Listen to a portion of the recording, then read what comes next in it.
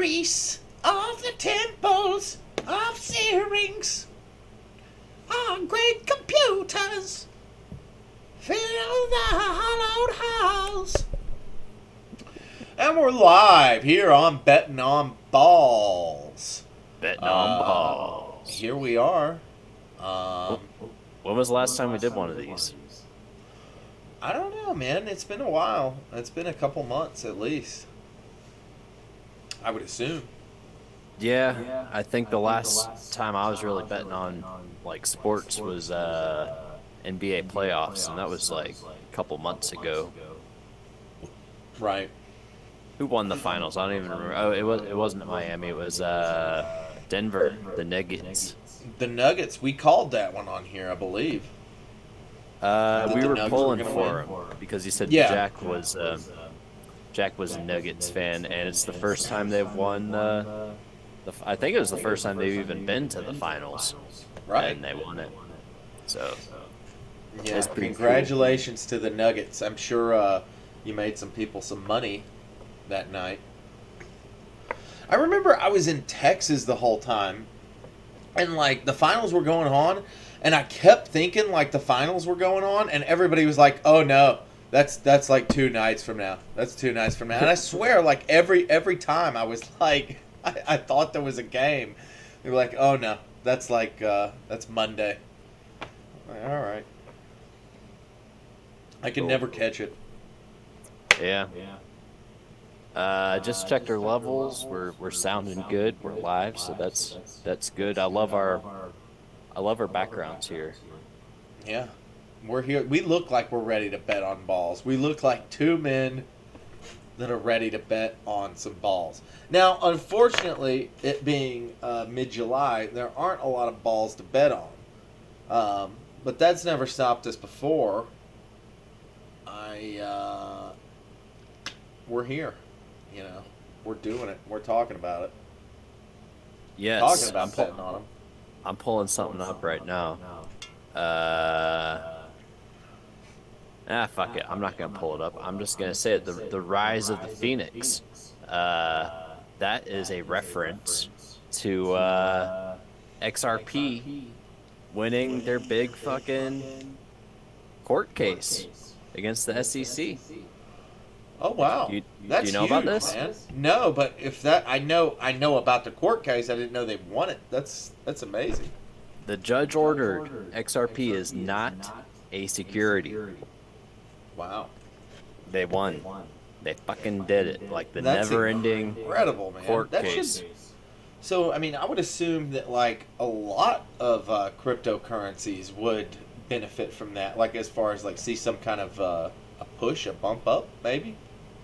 Yeah, I mean all cryptocurrencies benefit from the court ruling because it's. I mean, I Right. guess unless it's one that would be considered a security, but I feel like most of them aren't. But I don't know, man. I've been watching this thing forever, and it's dragged on forever. And honestly, I never thought it would end. Like they always said, "Oh, it'll end this, this spring or this summer," and it always gets pushed back further and further. And after years of that shit, you're just like, "Okay, whatever." So when they said that, it was gonna end, I didn't think it was gonna actually end. I thought they were just gonna, it would end, and then the SEC would like appeal it, and they would just go back for another 3 years, which very well. Yeah, may I never happen. expected any kind of resolution there. Just like you're talking Yeah. about, it's like you would think it would just get shoved around in the courts for like years to come. I mean, I guess it's too early to call that now, and it's especially shocking because it's at a time when the SEC and the government are going hard against crypto. Like Coinbase is being sued now by the SEC. Binance has been kicked off of North America, and they're shutting down like the whole FTX thing. I mean, crypto industry is completely falling apart. And so for this to happen now in this environment is like, Well, I mean, it's just a buyer's market, right? Like these are the times where big gains are going to be made in the long run. You would think. maybe so. So I haven't been buying XRP because of this fucking court case and just this lingering, thing. Like how long will it go? But them actually having this specific type of court approval where it's no longer an argument. You know, people have been arguing for years, you know, whether or not this shit or other cryptos are a security, but they now have their stamp of approval, like federally, you know, US regulated, like, you know, XRP always was like the banker's coin. Like they're designed. That was the whole idea of it, right? It's all about like international cross-border payments, which is all done by international banks. So they're the ones that are going to benefit, and they've lobbied the most, and they have, you know, all sorts of people on their board of directors that are like ex-Fed members, you know, all that shit. But even with all that, I mean, I don't know. I just thought, you know, it was going to get shut down with everything else. But now, to me, this is saying, like, it's not just a random thing that's going to get shut down by the SEC. The SEC tried and lost, like, straight up. Right. Embarrassingly, like, publicly. So I think, you know, I think it's a little bit overpriced right now for the time being, considering, you know, the market and everything. That being said, I'm nibbling. I bought a little bit today, just a little bit. But Yeah. I'm hoping, you know, the crypto market will continue to drag downward for at least, you know, the next year or so, or however long, you know, it takes.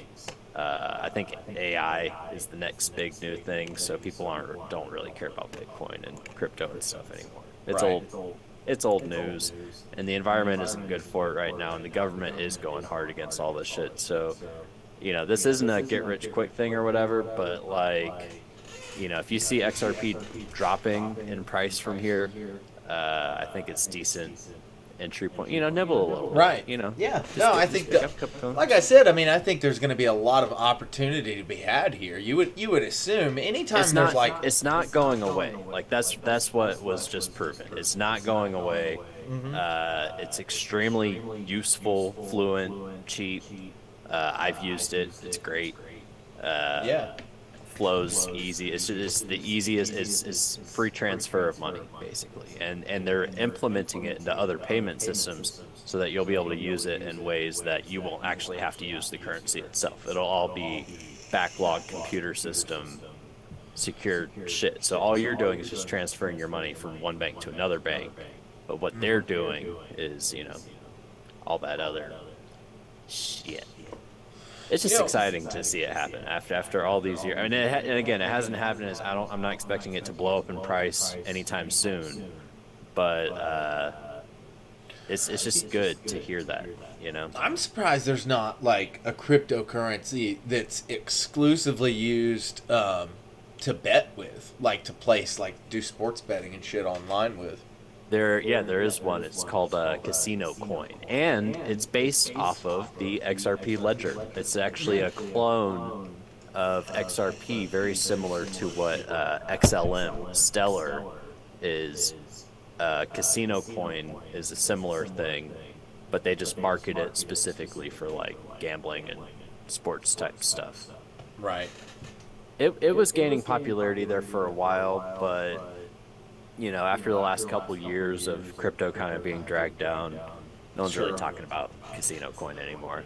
Well, I mean, it's ebbs and flows, dude, and especially like if you've been watching it now for shit, man. It's not like cryptocurrency's new. I mean, it's been around for fucking 15 years or longer now. It's just a cycle, and if you remember at the beginning, like this is, I just feel like we've been here before with all the markets. You know, it goes up, it goes down. And eventually it's going to go up. I think that, like, we're probably on the tail end of this cycle, if I had to guess. Like, we're kind of through the weeds, and it might be time that we start seeing some significant gains here in the future. Like, I mean, if history follows, like, the way it's played out in the past anyway, you'd kind of assume that it would go that way. Yeah, I just think, you know, like XRP specifically, I think it's worth what it's worth. You know, one costs like 70 cents right now. It's not crazy like a Bitcoin, where one Bitcoin costs, like $30,000. Like, that's insane. I mean, that is literally insane. I mean, I get that it's a collector's item and, you know, there's limited supply and, you know, all that stuff. But is it actually worth like that amount Yeah. of money. Well, it And has to be, right? Because it's actively traded and there's like liquidity right there. Like people are buying and selling it every day. So yeah, I mean, I would say that all maybe the in cryptos are today's kind of like that. They're worth what they're worth, yeah, but as maybe long as there's liquidity. maybe in today's market, but I mean, like, things could change and maybe people could realize, oh wait, maybe this having a digital copy code thing isn't serving my life, you know. Let's say things get real and people like need to spend money on like groceries and just trying to survive like day to day, like like a big recession or something like Right. that happen. Like Well, people are gonna I look would at Bitcoin imagine and they're gonna be any like, crypto would be pretty hard to survive on. Like it's not like you can go down to the Waffle House and tip your Waffle House waitress with. I'm just saying, I guess Bitcoin. it's just not fairly priced for what it is, in my opinion. Like, I think of Bitcoin like a real like price estimate for what I actually think it could be worth, and I think this is being generous, would be like, I don't know, like $1,000 or $1,500. I think is like, as a collector's item for what it is. I think that would be like a fair market value price, and that's being generous because it's just a code on a thing that's I slow get it. and expensive to transfer. Yeah, and I mean, there's bubbles all the time, and like stuff goes up and it goes down. It's kind of hard to say. I'm not calling for that price. I'm not predicting that. I don't think we'll ever see that again. Right. But just for No, what I've it got is. like a similar comic book to me, like Amazing Spider-Man 300 right now is like through the freaking roof. I mean, it's selling for, I mean, a perfect copy might go for well over $1,000, and to me, it's insane because it's the most slabbed, like by saying slab, I mean like when it's put through the grading process and authenticated, and they say they put like a grade on it, and then they put it in this piece of plastic, sort of. It has more slabs on the CGC census than any other book throughout history.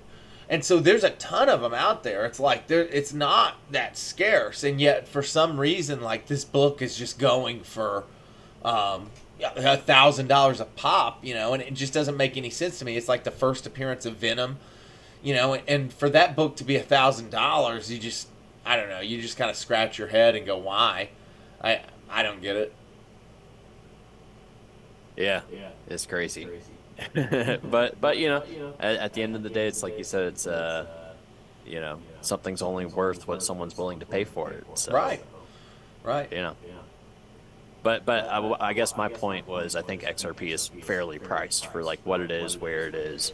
I don't think 70 cents is unreasonable for something that also is limited in supply. Granted, there can be clones and offshoots of it, but like, Yeah. it's been around. It is like one of the original, like, cryptocurrencies.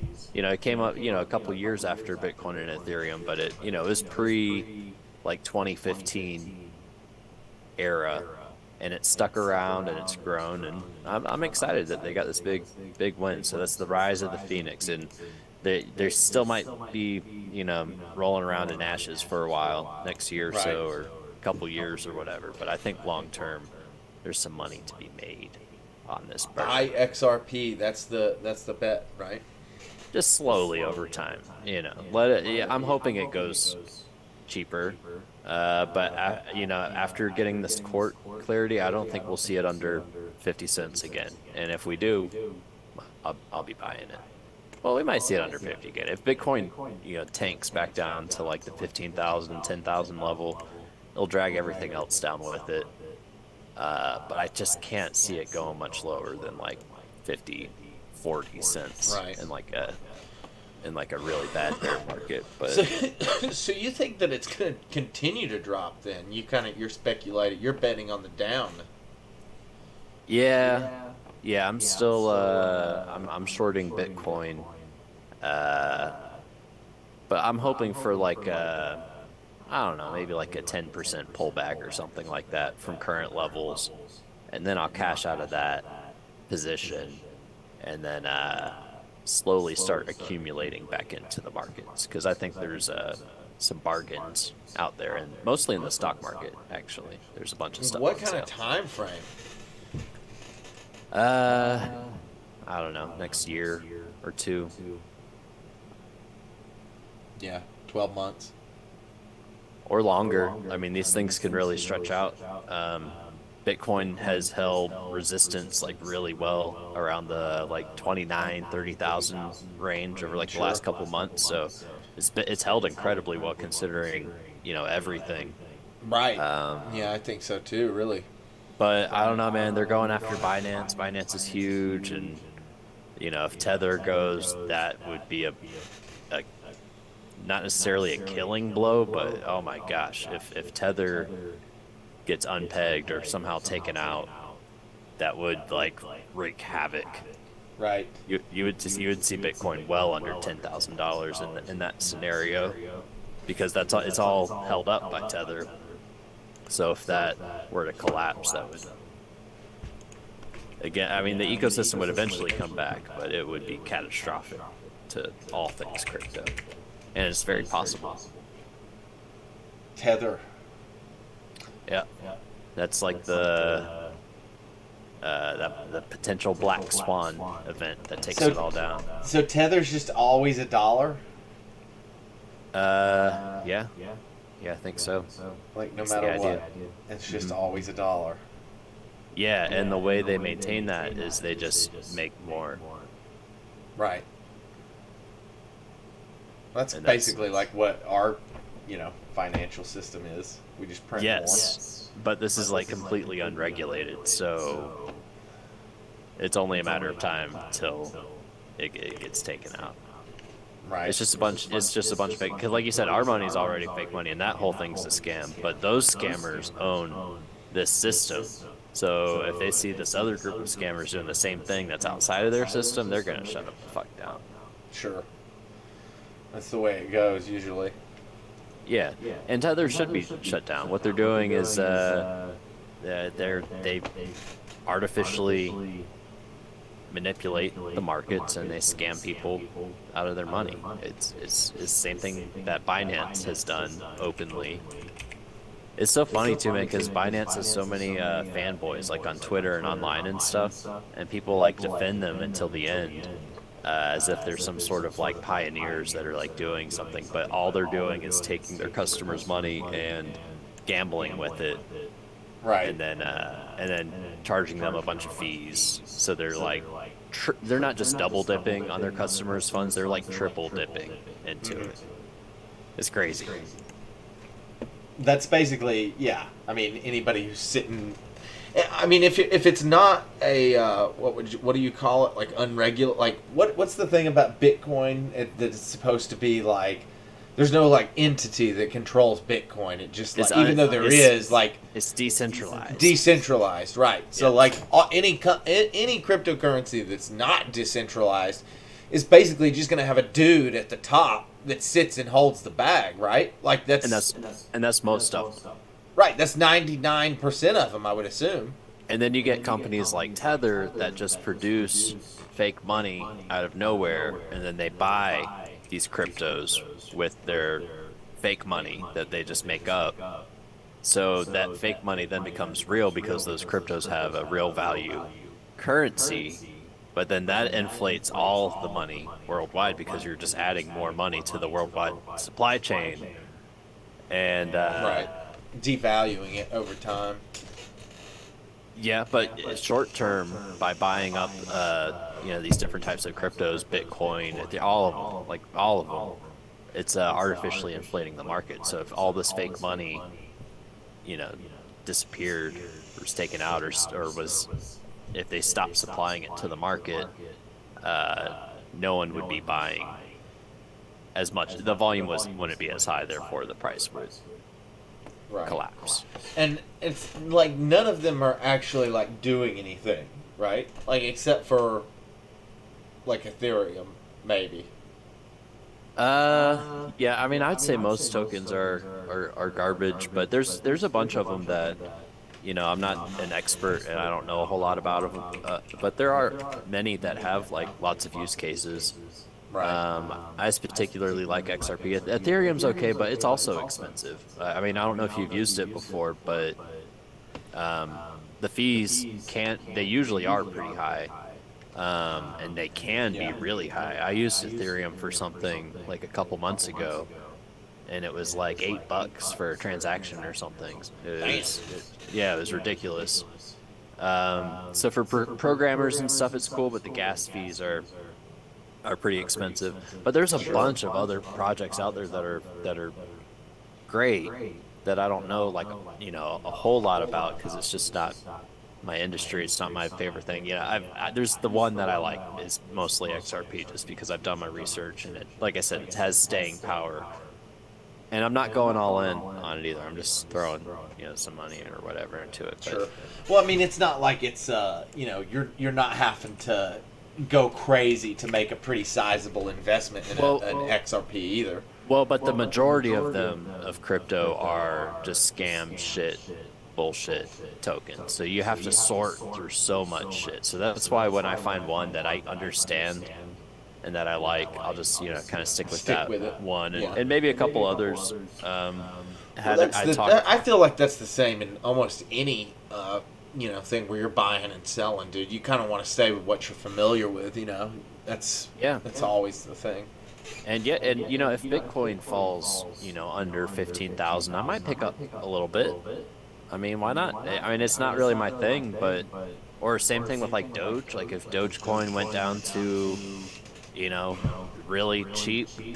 I don't know what it's priced at right now, but I think most of crypto's actually been doing pretty well the last 6 months. Dogecoin is almost 7 cents right now. Yeah, so Dogecoin, I mean, God, that's such a wild card bet. But long term, I mean, you'll make some money if you get some Doge. The one of the richest, most influential men in the world trying to be solar system, that's like his meme coin. That shit ain't going away. Right. Even though it's a joke, it's trash, whatever. It went all the way to 13 cents. Yeah. October 31st of last year. So if Doge goes back down under, I don't know, like 3 cents or something, awesome. Yeah. Why not? I'm gonna jump on the Dogecoin train, man. Yeah, I never got it. No, actually, I think I did buy some shortly, but I was like so late to the hype train. And I think I maybe flipped it for quick profit, but like nothing. I didn't make that much off of it. Right. I missed that whole thing. There's like a summer where that shit just like blew up. The summer of Doge. Yeah.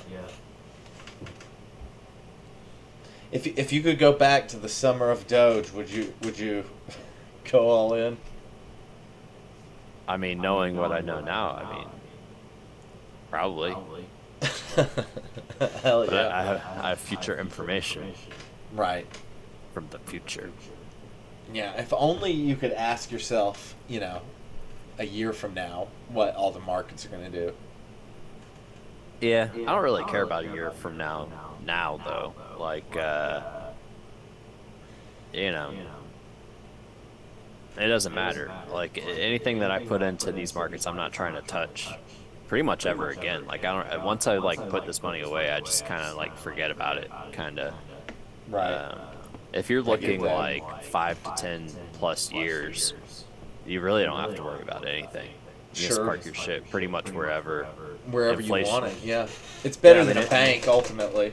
Yeah, I mean, inflation's a real thing. It's always been a real thing. It's not going away. It's particularly high right now, and will continue to be for at least the next year or two or whatever. But things constantly are going down. Dude, when I moved out to this doesn't seem that long ago. I guess it wasn't that long ago, but I moved out to this place in Tennessee, and I bought a. Oh, are you there? I think I lost you. And you're brand cutting out on new me. from the place. Oh, you there? Can you hear me? Yeah, you're back. It says your internet connection is unstable. Anyways, I bought this. It's unstable. I bought this trailer, this 5x8 trailer, on wheels, and I got it directly from the people that like put it together, like the trailer park factory, whatever. Right. And I paid like, I think it was like $1,800 for it, Yeah. brand new. So I used it. I slept in that thing for like 18 months, and then In a trailer? yes, like in the woods, like on Nice. the edge, on the edge of a farm. Like there, I was like by the wood line. Did you have like air conditioning or anything? No, Oh God. no. In fact, for a while I didn't have electricity. Never had water. Um, Brutal. but eventually I ran a power cord out there Nice. during winter so I could plug in a space heater because it was cold. Anyways, so I lived in this thing for 18 months and then moved to another town, and then it just kind of sat out there for like another, just outside for another like, I don't know, 8 months or something. So like a good like 2.5, 3 years of use out of this thing. And it got grimy too, man. Like, cause I was, like I said, I was by the wood line, and the trees would drop all sorts of shit on it. And, Right. you know, I really scrubbed it down and cleaned it out real good. But I sold that thing a couple years later, used off of like Craigslist or whatever, for I think actually a little bit more than what I paid for it. Nice. Brand new, off the lot. Right. And I was thinking, like, why would an old used trailer be worth more than a brand new one? And the answer was inflation happened, and the market value of trailers have gone up significantly since that time, even though it was only a couple years ago. Yeah. And I basically got to use this thing for free for a while. Wow. Pretty cool. That wasn't my plan, but that's how it worked out, you know? That was a good bet. How did Yeah, you in haul fact- it around? Did you have a truck? I have a car that has a trailer hitch on the back of Oh, it. okay. Well, hell, there you go. Yeah, and in fact, I didn't really, I never wanted to really sell it, but it was just sitting out there. I wasn't using it. I live in like an apartment, so I'm like always slightly paranoid that someone would just like drive off with it, because it really wouldn't be that hard to steal. Right. Even though I had it like chained up and like bike locked, like if you just have a good pair of vice grips, you can just like. It's funny too, because I don't live in a town that's like that at all, but I don't know, it'd break my heart if I looked out that window one day and saw my trailer gone. So was like the inside like wood? Yeah. Yeah. And it just had two wheels? Yep. And the back came all the way down? It opened up to the side, but yeah, Ah, nice. Yeah. A little 5x8. Yeah, I had a bed in 5x8. there. Yeah, I had a bed and like some Tupperware drawers. Actually, the ones I have behind me here in my room. Nice. Yep, I just Still moved into using a it. bigger. I just moved into a bigger trailer. Yeah. You upgraded your trailer. Yeah. Yep. Trailer on wheels, 5x8.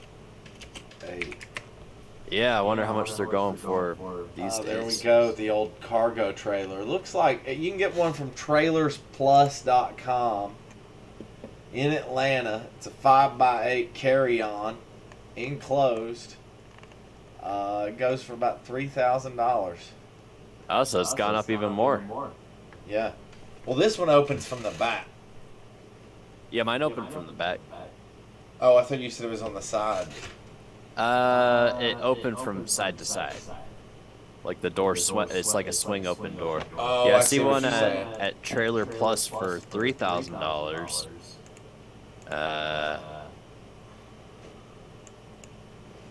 Yeah, dude, I should have held on to that thing. Yeah, man.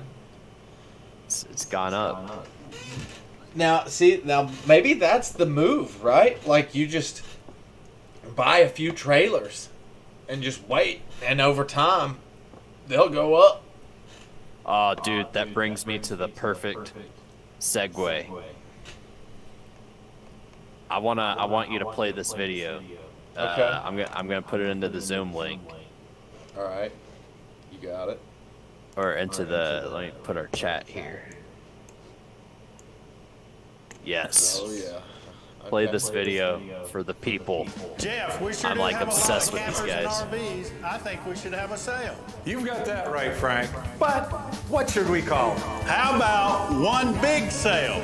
One big sale. I like it. Prices starting under $10,000 and payments under $200 a One month. big sale. Well, we can sure do that. And They can do it. everybody likes a sale. One big Everybody sale. likes a sale. And happening now. Johnson Family RV. You're gonna like it here. I did like that.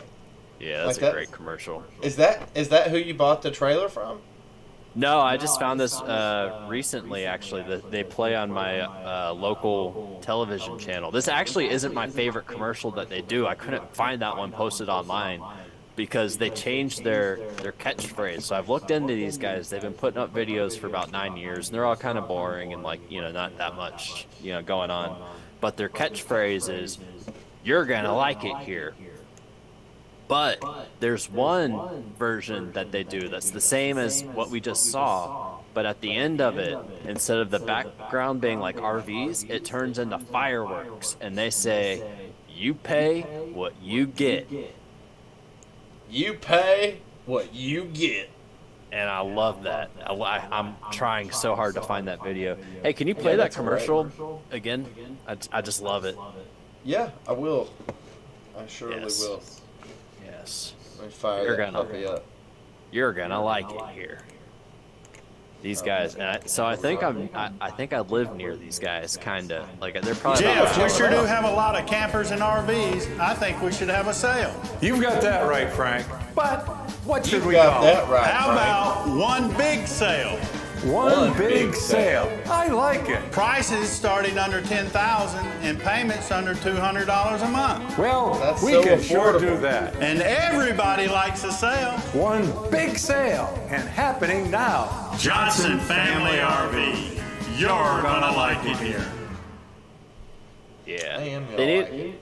We need to write them a song for like the end of that, so it's like Johnson Family RV. Yeah, you pay You're what you gonna get. like it here. I really want them to embrace the "pay what you get" slogan. That's the new one that they tested Pay out. what you get. Well, It'd be because cool of if we could get them, get them on here as like a sponsor or something. Or they say you get, maybe it's you get what you pay. I think I You said get it. what you pay. Yeah, because they're talking about in the commercials, they're like, there's no hidden fees. You know, it's the price is what the price is. But then at the end, there's like these cheap fireworks in the background, and it's the two of them together, and they're like, Johnson Family RV, you get what you pay. You get what you pay. And I really want them to like lean into that, like Yeah. hard. That's Get great. what- It's a great catchphrase, man. You get what you pay. You get what you pay. Yeah. It's No funny that we more, started. no less. It's funny that we started talking about selling trailers because I did want to show that video like to the people tonight. So that's why I said that was the perfect segue. That was. That being said, I mean, yeah, inflation's a real thing and everything's going to keep going up in value. However, I mean, how fast and for how long and what things. I mean, if trailers have gone up, you know, again, I paid like $2,000 basically for that same trailer like 4 years ago. Now Right. used it's going for $3,000. Like that's a huge bump in a short period of time. No doubt. That's better than some markets. So maybe now is not the Trailers best beat time. inflation, guys. Just so you Well, know. but maybe now's not the best time now that increase has happened. Or maybe it'll keep going. I don't know. No one knows. But that's why I thought this was an appropriate betting on balls topic because you can bet on fucking You can bet on trailers. trailers. You Yeah. can bet on crypto. yeah. You can bet on balls. This is what we bet on when in the off season. Right. In the off season when there's no football or basketball. Yeah, It's we're, like we're betting on like billionaire fights. Yeah. And like crypto and markets and the trailers. trailers. You get what I mean, you pay. hey, man, if we check this, in December and see that there's been a significant uptick in trailers, I mean, hey, you never know. Or better yet, you know what the play might be, is wait until like January when trailer season is well over and see if prices have come down a little bit. Maybe that's when you pick yourself up. Right, you wait for the dip. You buy the dip, you wait, and then you get your Buy the investment dip. trailer. And if you really want to like go balls deep, you buy a trailer dealership when it's cheap and they're having rough times and they're about to foreclose. You just swoop on in there and then get a whole bunch of trailers. Yeah, And now is the time. And then you hire us to do your commercials, and we'll make you the best damn. People will flock to your trailer location. To your trailer store. From across the lands. Tell them Uncle Harold sent you. Crazy Uncle Harold's trailer stop. Oh God, I would love to have a trailer store. That would be amazing. Yeah, that's all you do is sell trailers. Trailer Depot. Trailer Depot. Yes. We got them all. We got 2x2s, 1x1s, 5x8s. Yeah. I specialize in the 5x8s. That's my specialty. I lived in one of these for 18 months. I did my time in a 5x8. Right. Oh, you're looking to upgrade, I see. Yeah, that would be a lot of fun. Slanging trailers. Dude, Visions, comics, and trailers. That is dope. Did you guys have the space out in your parking lot? Yeah, that's the move. I'm just gonna buy 5 trailers. You know, there is a guy in town. You gotta start somewhere.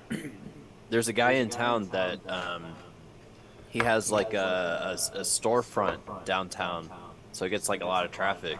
He does like cabinets or something, but he's started selling RVs and trailers in his parking lot. But just one at a time. Like he just parks one out there, and then in like a week or so it's gone, and then another week later another one shows up. Dude, so the trailer thing is already the move. Like, people are already capitalizing on this thing. Yeah. I mean, obviously, if they're now going for 3,000 when they were 2,000, then we're obviously way late to this. Right. But I wonder about, high-end, luxury ones, Like, what about, an ice cream truck or something, or a banana stand? Yeah, I don't know. I feel like you're adding a lot of complexity. A trailer's simple. It doesn't have many moving parts other than the axle, pretty much, the wheels. Yeah. It's just a box on a trailer hitch. Right. Very useful, though, and very liquid. Yeah. Everybody in their life is probably going to need a trailer at some point. You could use it for all sorts of stuff, like had I had a motorcycle, I could have built a little ramp for it and kept it in there. Sure. Like if you don't have a garage, just roll your bike up in there. Yeah. Or if you don't have a truck, like I didn't have a truck, I installed a trailer hitch on my car, pulled a little trailer around. Or if you have a band or something, and you get to haul equipment around. Yeah. Yeah, or construction, lawn care service. I mean, every lawn care service needs a good trailer. Damn, man, I never thought about how awesome trailers are. Yeah, they're until dope. Tonight. You opened my eyes to it. Yeah. I'll Yeah. be darned. So be watching them trailer markets. See if you can find a good deal on something and maybe hang on to that sucker for a while. Cause shit, if they're worth 3,000 now, and fucking 10 years from now, one of them trailers will probably be worth I 5. don't know. Yeah, 5,000. 5,000. You keep it 5,000. nice. Maybe you get 6 out of it. Maybe. I don't know. Shine them hubcaps. Yeah.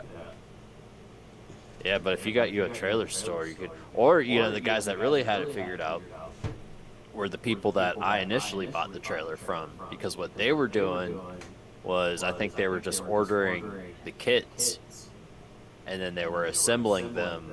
They had like a big ass like warehouse set up where they put them together on site and then like rolled them out into the parking lot and sold them there. So they're like skipping the middleman. They're putting them together. Right. Visions, comics, and trailers. I love this, man. Yeah. Talk about a steady revenue stream. But maybe When just it's on start with wheels, one. You just roll it around. Maybe just start with one, you know, just get you a trailer and, you know, put out your parking lot, put a for sale sign on it. Or what you could do is get you one that you can keep and you have it made up real nice and have it say Visions, Comics, and Games. So it's a billboard everywhere it rolls. Right. It's a utility trailer that you can use for stuff, but it's also a billboard. In town. Sure. I mean, it just seems like a good investment either way. I mean, I think everyone kind of needs a trailer. Like, I think it could be cool, like maybe like a black trailer with like Visions, Comics, and Games. It can be like in, I don't know, like green and purple or something. Have like I don't know, some cool kind of art stuff on it. It'd be awesome, man. Custom trailer. I'm going to get into the trailer business. I can really see myself going here. I mean, you look like the type of man that would say that. Yeah. I think With the I've shirt. always... Yeah, I felt this in my heart for a long time now. I just didn't know. You look until like a tonight. trailer man. I kind of feel like a trailer man. Yeah, I mean, you I know, wouldn't I'm discriminate either. All sizes. Maybe even like the portable porta potties and stuff. Put one of those on wheels. Yeah.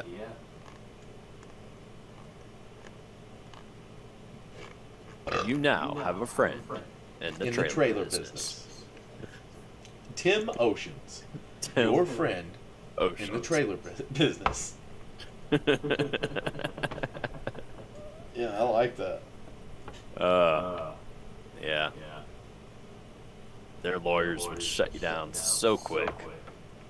Probably. That's So probably the quick. way it goes. Hey, have you seen this new Baldur's Gate game? Baldur's Gate 3? No.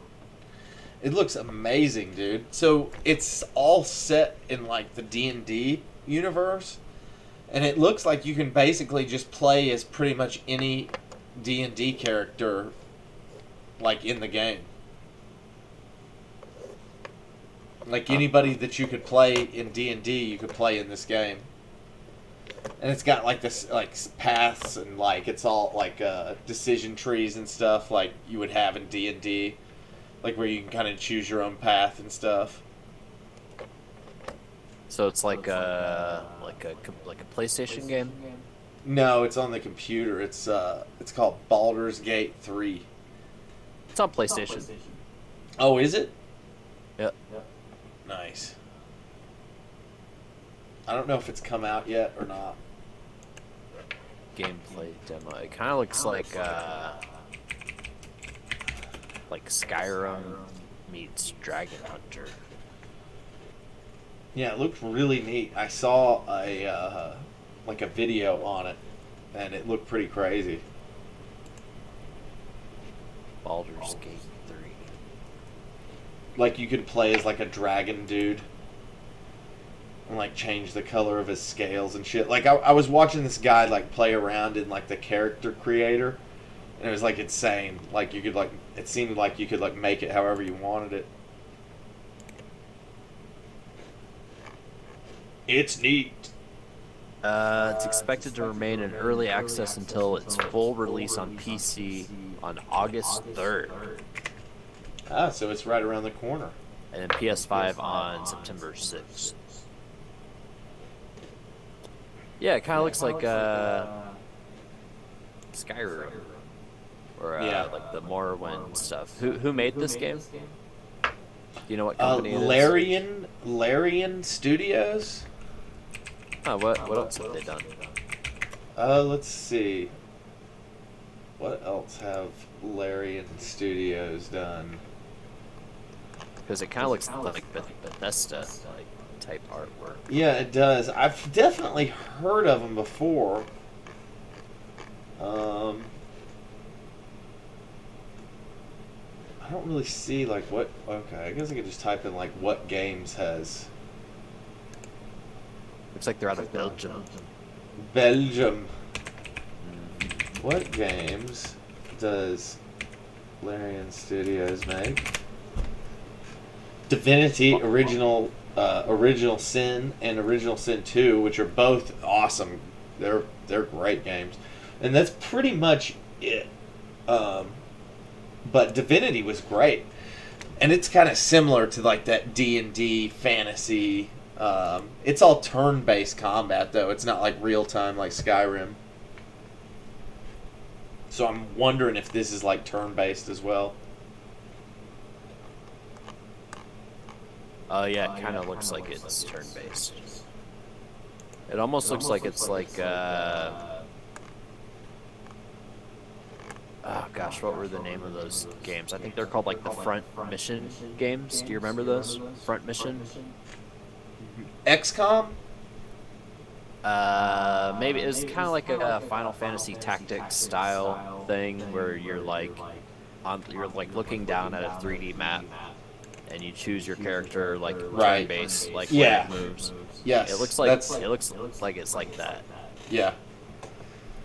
Which XCOM is like similar to that. Which I don't know, man.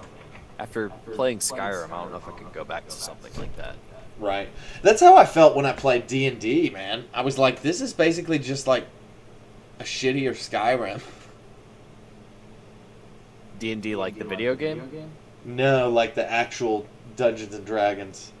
Yeah, but what's cool about that is like you can do things that you could never do that they would never program in a game. Like in Skyrim, you can't kill children, for example. Right. I mean, that's true. Like they It's don't way even more open, like you can do whatever you want kind of thing. Yeah. I think that's the cool thing about it. I'm excited to get our thing going. We just need a couple more players. Yeah. I'm looking forward to that too, man. It's going to be a lot of fun, I hope. Yeah, it's Like gonna be you said, dope. we just got to get a couple more people. Yep. But I'm keeping my ear to the ground. I keep my ear to the ground for the D&D. Yes, sirree. I think RobCon is coming up here. It's our local comic book convention. Nice.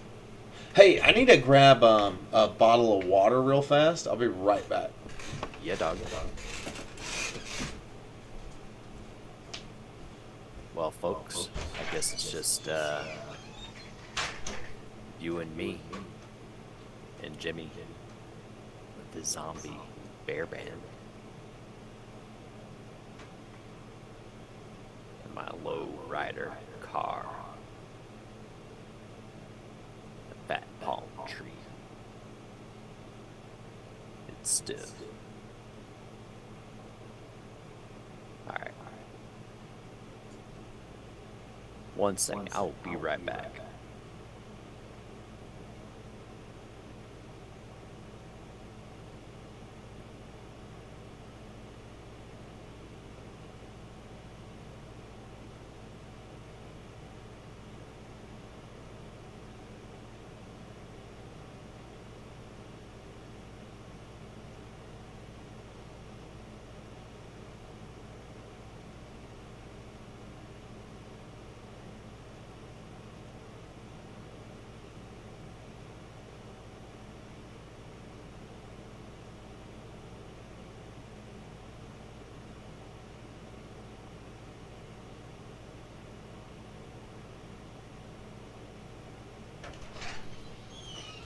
Woo!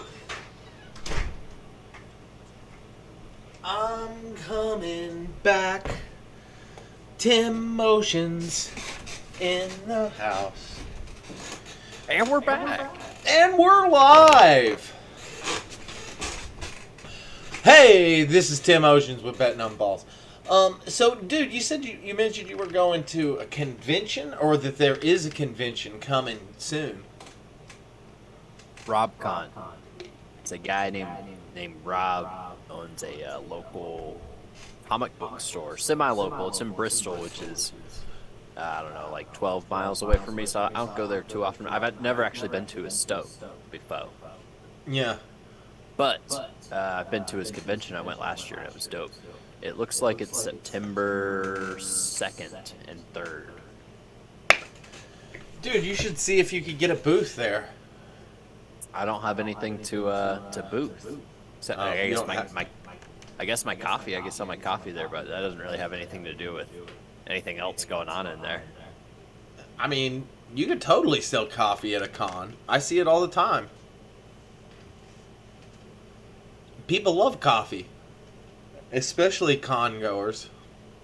Okay. Yeah, I could Yeah. go out there with a couple pots of coffee, and I could sell some beans. Do a signing as Harold Richards. Yeah, I'll sign some stuff. That'd be dope, dude. Maybe if I got booked, I could have a presentation for Dad Coffee. You could. You could totally. That's exactly what these conventions are for, man. Dude, Is to go peddle your swag. why don't you come get a booth? You can get a wall space for $300 or an aisle space for $225. When is it? September 2nd and 3rd. I can put you up too. You'll have a place to stay.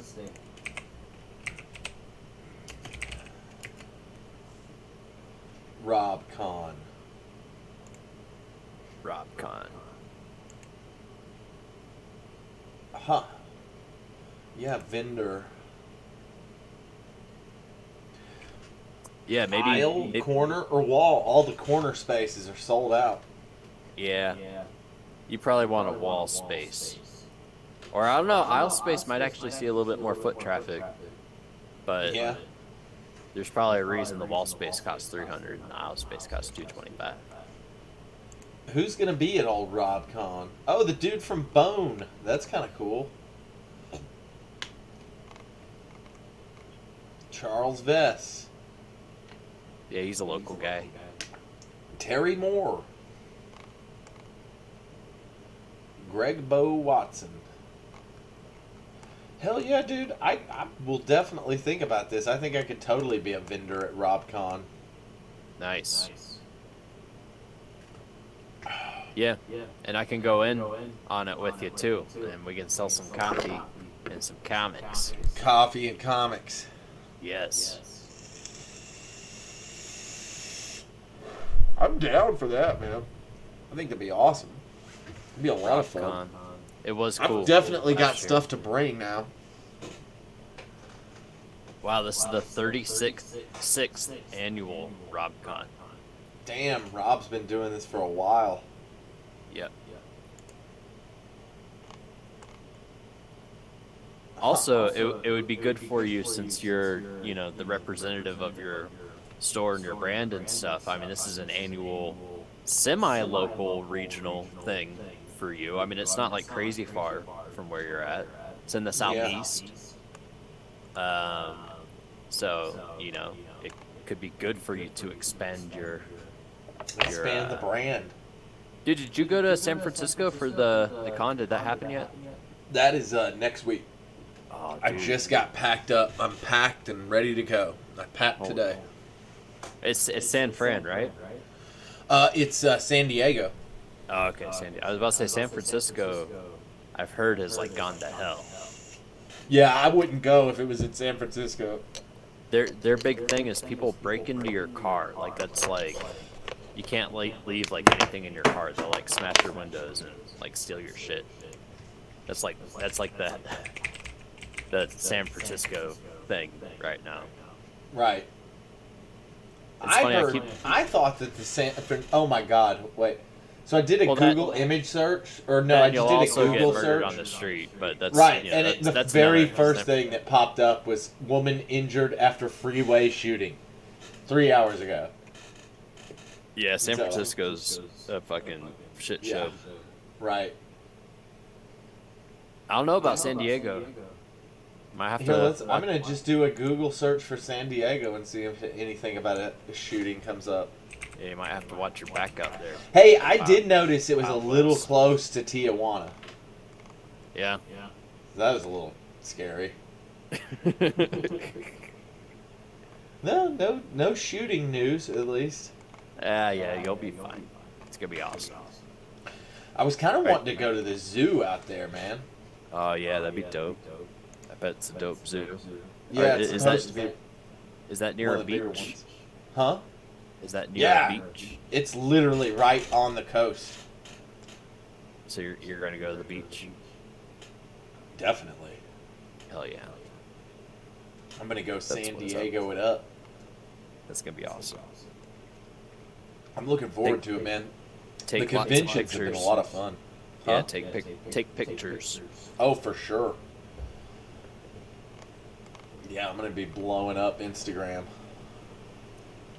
So, you were talking about this Max guy got fired from his job. Oh, Max Kellerman. Max Kellerman. Yeah. I never heard of him. Well, if you haven't heard of Max Kellerman, let me tell you about him. So Max Kellerman, I don't know. It was Tom Brady was still playing with New England when he said this, but so Max Kellerman basically said that Tom Brady had 1 or 2 years and that he was just going to fall off a cliff and be horrible, and he basically had to watch over the last 10 years as Brady's gone on to win 2 Super Bowls, league MVP, didn't lose a step, goes on to a different team and then wins the Super Bowl with a different team. And, he famously said that Brady was going to fall off a cliff. And so I was pretty happy to find out that he fell off a fucking cliff. That's old Max Kellerman. Was that just the one bad prediction that he did, or was there other? No, he was pretty awful. In general, I always tended to disagree. Well, basically, after he said that, I kind of knew that he wasn't a great analyst, and so I kind of started watching him with a lot more skepticism. And after that, it was just kind of all over. I didn't trust him at all, and he was just spewing out bad information for the public, And, that's a thing with ESPN. A lot of people will say that shit about Stephen A. Smith. I think Stephen A. Smith is, a great host and a great analyst. But, a lot of people say he's just a talking head. But I don't necessarily agree with that. Hey, last time I saw you, we were working on a fantasy draft. You had a document made up. Do you have that document? Well, I got a new iPad. I don't know if it's on this one or not. For those of you that don't know, we are reigning champions of our Yahoo Fantasy Football League as the Brown Boys. We are undefeated for 1 year, 1 season straight. Our first season, we destroyed the competition. We started strong. We got this all recorded, by the way. It's all documented. So. Yeah, I do not. It's on my other iPad at the store. Okay, well, we got But I do have it. We got about 2 months to prepare, and we're gonna do it again. Yeah. We're gonna. We could look destroy it. at the ADP real quick.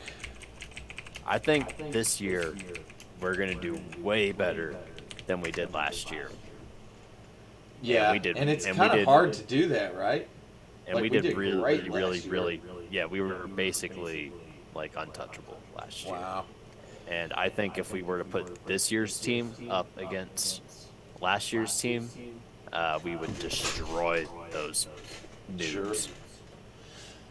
Oh man, so this looks to be pretty accurate and wild. I'm shocked at some of the names and values that are on this list right now. It's got Justin Jefferson, number 1 overall, followed by Christian McCaffrey, Jamar Chase, Austin Eckler, Travis Kelce, Cooper Kupp, Tyreek Hill, Saquon Barkley, Bijan Robinson, and Jonathan Taylor. all in the top 10 picks, which is just kind of like no Nick Chubb is a big one. No Devontae Adams. No Mahomes. Mahomes is mocking at number 17 right now. So that would be midway through the second round. Our strategy was to try to get Mahomes first. I believe you're right. Yeah. And I stand by that. I mean, I think that's going to definitely be a thing. Like, that we can do that, especially if he's mocking at 17. This guy is just going to be... I think this is like his year. Like, Tom Brady is out now, so it's like no question about who the best is. Oh, he's the heir incumbent for sure. Yeah, absolutely. So I think this is his year to, like, really just fucking destroy. See, but what would be ideal then, if you're right, then it would be a much better value to take Kelsey in the first round and attempt to get Mahomes in the second. Because then you are unbeatable. If you have them both, you're unstoppable, right?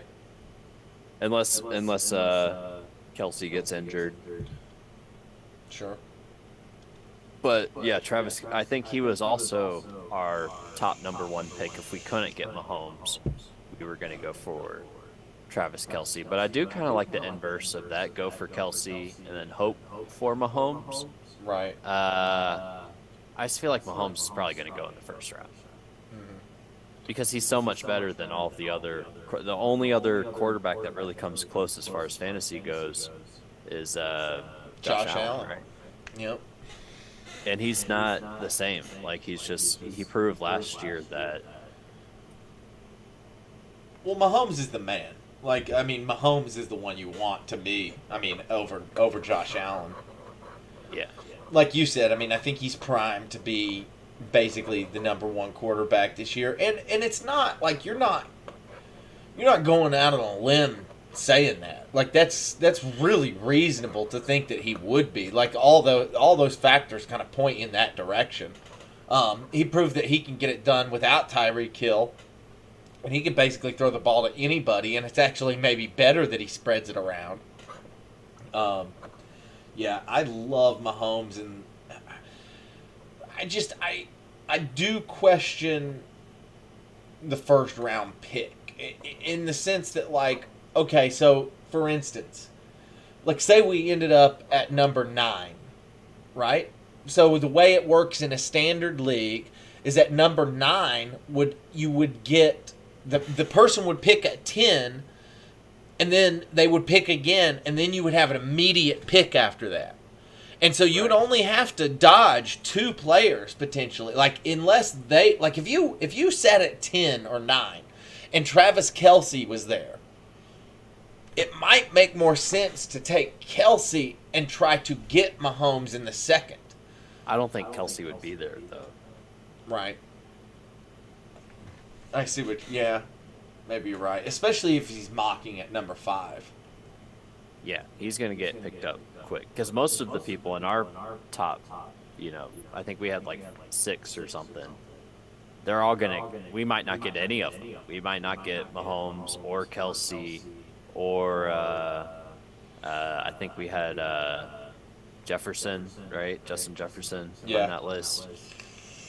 Eckler may have been on that list. I'm pretty sure he was.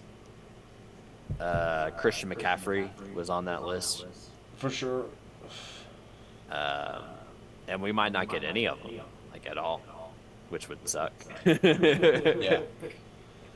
Then the goal is to get as many as possible, though. We need to start looking at guys with. We need a wide receiver this year. We didn't have one last year. Right. And that was stressful. Even though our running backs were amazing, and everyone else was pretty much amazing. Our kicker was great. We should maybe go for him again. Who was our kicker? I forget his name, but he was on Tampa Bay. Was it Suckup? Suckup. Ryan Suckup? Yeah. Yeah, it was Ryan Suckup. he was consistent all year, and it worked great with what Tampa Bay was doing, which was not getting into the end zone. So it gave Right. him lots of opportunities to kick field goals, and he wasn't like putting up like insane points. I mean, he's a kicker, but he was He consistent. was consistent. Yep. Yeah, he didn't really have like a no point game. He might, most of his games he's scored, I feel like, above average than other kickers, and he's a value player. We don't have to pick him up at all. We can probably find him on the waiver. Sure. There's Yeah, all that's sorts what you of want to guys look like for that. too. Is value in the late rounds. I mean, that's really what saved us from not having a wide receiver, was picking up value running backs in the waiver. Right. Like Khalil Herbert, I believe, was one of them. There was a guy from We had Devontae Carolina. We Williams. had the Panthers. Yeah, Devontae Williams. He played off for us pretty good too. Yeah, we traded Chubb. Was it Chubb? No, it was Debo. Yeah, we traded Debo for Devontae, or I forgot his name. Was it Williams? I think He was so. a running back on the Panthers, and then we got someone else. Yeah, we did. We got 2 players out of that trade. George Kittle, I think, or was it Kittle? No, it wasn't Kittle. It was somebody good though. I think we got like 2 pretty decent players out of that. Yeah, I can't recall. it was a good trade for us, getting rid of Debo. There is a lot of value in the later rounds. I mean, I'm seeing guys like Amari Cooper at 17 overall in the wide receivers. Keenan Allen at 18. Calvin Ridley, who's going to play in Jacksonville this year, at 21 overall. I'd be really interested in him. But it would be sweet. It would be sweet if we could just grab one of those top 5 guys. The problem is you might not. It'd be hard to. It's going to be hard to take Mahomes in the first round and get one of those top tier wide receivers. Like I mean, it's just going to be difficult to get both. Well, you have a couple options. You got Tyreek Hill. Also, Jalen Waddle did great last season, even with being on the same team as Cheetah. So he's another option. You got Justin Jefferson. Who else is a good? Who's a good wide receiver for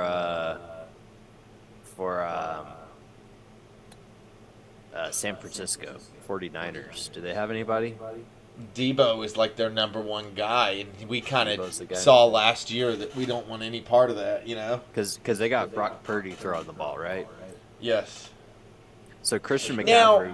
Now we George definitely want him. George Kittle is awesome at tight end. Yeah.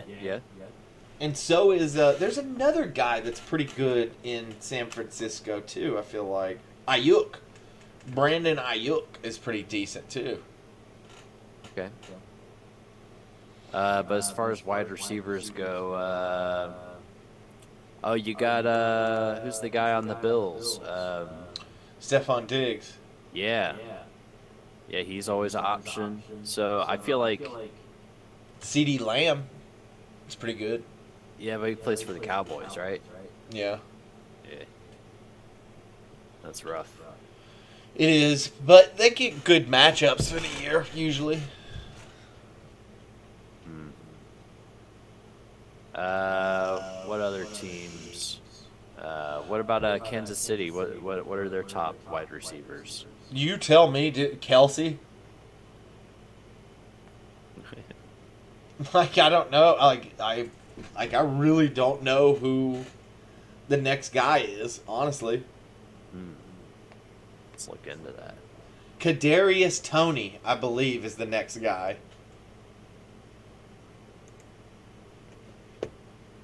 He could be an elite fantasy option if he can ever secure a full-time role and stay injury-free.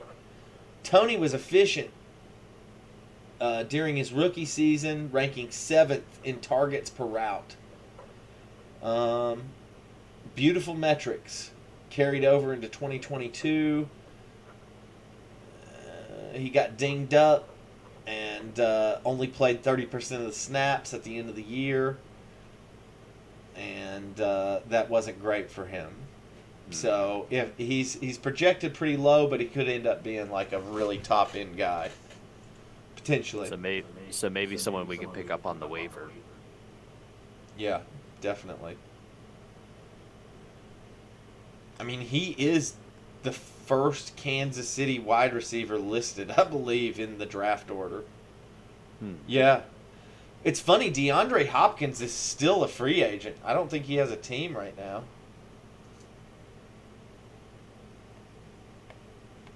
Wow. Yeah, this is really interesting. Like, where some of these guys are going is just like, oh, wow, Brandon Cooks is playing in Dallas this year. Juju Smith-Schuster's playing in New England. What a trip, man. It got shuffled around a lot. It always does, though. Every year it's pretty much like that. All the talent goes all over the place. T.J. Hawkinson. Tight end. He is the third ranked tight end. Mm-hmm. But that's kind of crazy to me. It's because I would take Kittle over Hawkinson for sure. I think Kittle's in a better situation, and I think he's a better player. Yeah. And I think Buffalo had a decent tight end. I forgot his name though. Knox. Dawson Knox. Yeah. Huh. He's all right. Yeah. I mean, tight ends are pretty much a dime a dozen after you get past the first three. Like after you get past the top three tight ends, they're all about That's the what same. I'm saying is if we get through the first round or two and we don't get one of the top three, we need to think about who we're gonna get. I think Cole Kmet is a great sleeper. Who does he play for? Cole Kmet plays for the Bears. The Bears got an upgrade at wide receiver this year, which was desperate. He was kind of the only guy last year that Justin Fields had to throw to. And so I kind of felt like while watching Justin Fields last year, if he just had a guy that could take some of this pressure off Kmet and they weren't double teaming him every single play, Kmet could actually have a much better year this year just based on he's not having to eat all that coverage all the time. Yeah, but Justin Fields isn't that good though. Justin Fields is pretty damn good, man. He won me a championship last year. Put up a bloody ton of points.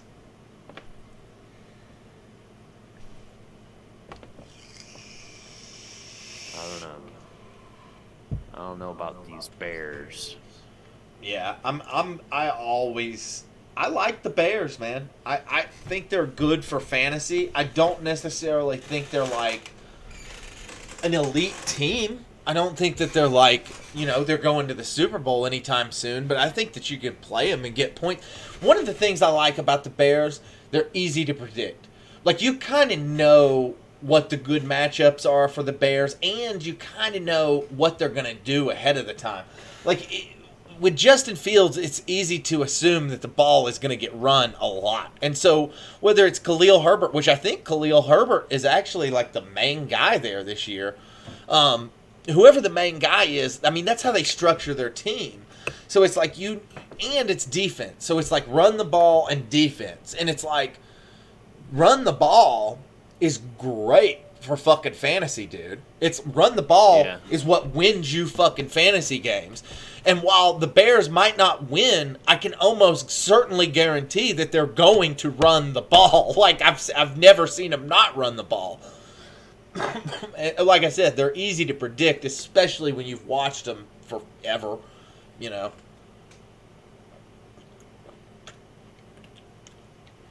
I like the Bears. Bears are easy money. I'm trying to pull up remember the Yahoo like fantasy chart where we could pull up the waiver wire and see like everyone that's on there? Like, what's a good one of those that I can pull up? On the waiver wire, what do you mean? So like you can see like every player and what they're projected. Oh, well, you could just go back to our fantasy thing and look at all the players, I think. No, I can't because it was from last year and it looks like it's down. Well, then just go to what I use is you can you see my screen? You can just look at what I'm looking at, or you can. Yeah, there's a lag though. Oh, okay. Just go to Fantasy Pros. Fantasy Pros. And I just look up Fantasy Pros ADP. Like I put that in the Google search, and it'll take you to the first link, and then that'll show you the average draft position of every single player this year. Justin Jefferson is number 1. Yeah, I believe that's what I'm looking at too. That's interesting. Christian McCaffrey at number 2. Yeah, I like him. I definitely want to get him. What's the interesting part to me is Jamar Chase at number 3. And, like, I'm a guy, like, if you ask me who my favorite player in the NFL is, like right now with no Tom Brady, I might tell you it's Jamar Chase. That being said, I don't know if I'm taking him at 3 overall.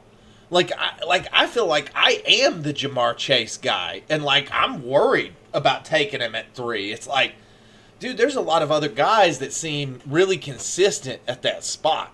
Not to say that I wouldn't love to have Chase, but the problem you have with Chase is Higgins. Higgins is a damn good wide receiver. And, dude, there are going to be games where Chase gets double-teamed, and Higgins just has this monster. He's going to put up, a 30-burger, and he's not going to get any coverage. And it will flip-flop throughout the season because Higgins is good too. You can't take it away from it. Higgins' size and ability makes him good. Like, just his size alone is like, he's a lot like Julio Jones, and he's a great receiver. Maybe he's not Julio Jones, but he's built like him, and he can run routes too. And so that's what worries me about Jamar Chase. It's not Jamar Chase or his level of talent, because I think Jamar Chase might be one of the most talented players in the NFL. The Bengals are good, and they know to spread the ball around, and they will spread the ball around too. That coach knows what he's doing, man. Yeah, but it looks like there's a lot of good choices here. So, like, in the first round, maybe, I don't know, maybe Mahomes, I don't know. I would say if we get the option in the first round. Take Mahomes. Or I'm looking at McCaffrey or Travis Kelce. My top 3 would be Mahomes, Eckler, and Hill. I think are my top 3 guys this year. Eckler has a little note next to him here from Jesse Garcia. Posted this 9 hours ago. Eckler believes that running backs should be paid based on their impact on the game when compared to wide receivers who have lesser roles on other teams. The veteran running back stated the frustration is not just about the money, but also about feeling valued by the team. He's in the final year of his contract and is set to make $6.25 million this season, which actually isn't a whole lot of money. Especially, like, considering, like, the value that he brings to the table. $6 million to, like, get his ass kicked every week. Right. I mean, there's not a single position in football that takes more punishment than running back. I mean, your job as a running back in football is to get tackled on every single play. And if you're as good as Austin Eckler, here's the problem, right? The only problem with Austin Eckler is the organization is a train wreck, dude. Most other organizations would have paid him already. But San Diego doesn't know what the hell they're doing, and they haven't for a very long time. And it's easy to see, like the Jets. There are certain organizations where they just don't have it together, man. And They don't do things in a way that's structured for the betterment of their players. They don't really care about the betterment of their players, and that's why they'll never. It would really surprise me to ever see a championship team come out of San Diego. I'm not saying you won't see a playoff game won at some point, but they're just not. They're not built that way. They're built like an Erebos. It's like a snake eating its own tail. You can't run an organization that way, and that's the way they've ran it for a long time now. Jacksonville, I think you could say a lot of the similar things about the Browns, the Jets. There are just some organizations that seemingly, no matter what talent they put out there, they just fall apart because they make boneheaded decisions like this. It's like Eckler's one of the most talented running backs in the league. I don't think that he's asking for anything that's like incredibly unreasonable here. I mean, you're paying him fucking peanuts right now too. And if there's a body of evidence that suggests that you are one of the most valuable players in the entire league, and you can see it with your own eyes. When you watch him, the impact that he brings doesn't just come from running the ball. Eckler is a hell of a... He can catch too, man. And he's so dynamic. I think that, like, if he wanted to, he could probably go find somebody to pay him more. And he's kind of doing them a favor by sticking around and being like, hey, guys, you need to scratch my back here. Like, and so hopefully that's him posturing to get the deal that he wants in this next season, based on his performance. He's also saying a lot like, hey, I'm going to put it out here, so you better pay my ass kind of thing. And hopefully that's what we get from him. That's the way I'm taking it anyway. Mm-hmm. Yeah, he could have something more to prove this year. Right. To prove his value, his worth. Yep.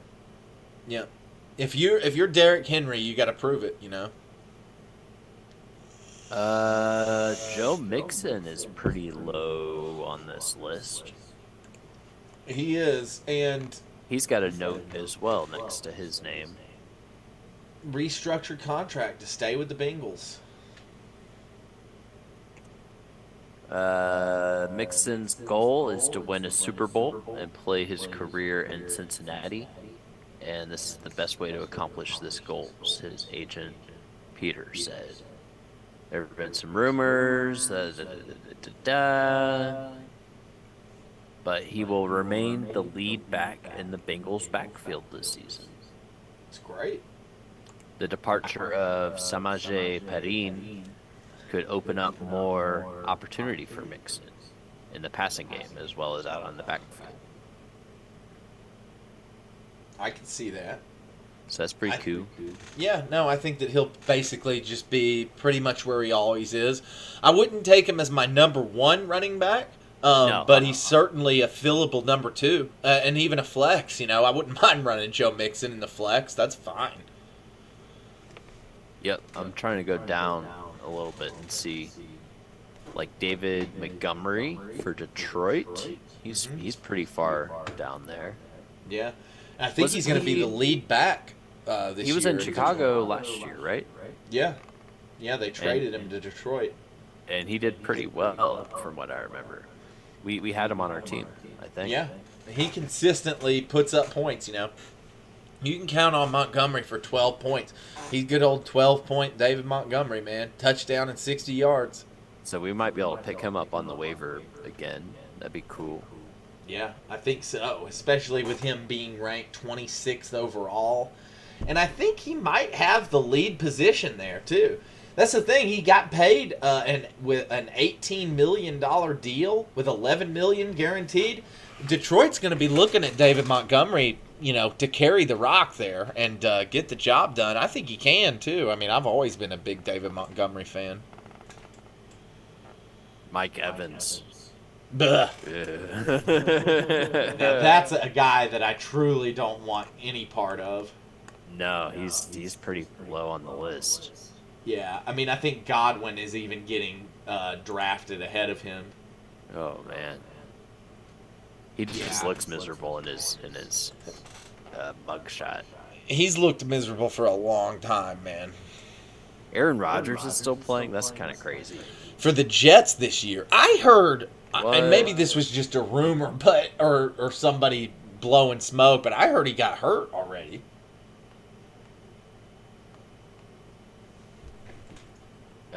He's dealing with a strained calf. Yeah, so it was true. He's already hurt. He hasn't even made it on the field, and he's already hurt. The injury is considered minor, and he's expected to return to the field soon. Yeah, I am not buying into Aaron Rodgers this year. I don't think I want any part of that. There was a time where that guy was the best quarterback in football, hands down. I mean, there was a time where he looked like Josh Allen or Patrick Mahomes or any of the best quarterbacks playing right now. And I don't know, man. He didn't look like that last year. It looked pretty awful to me.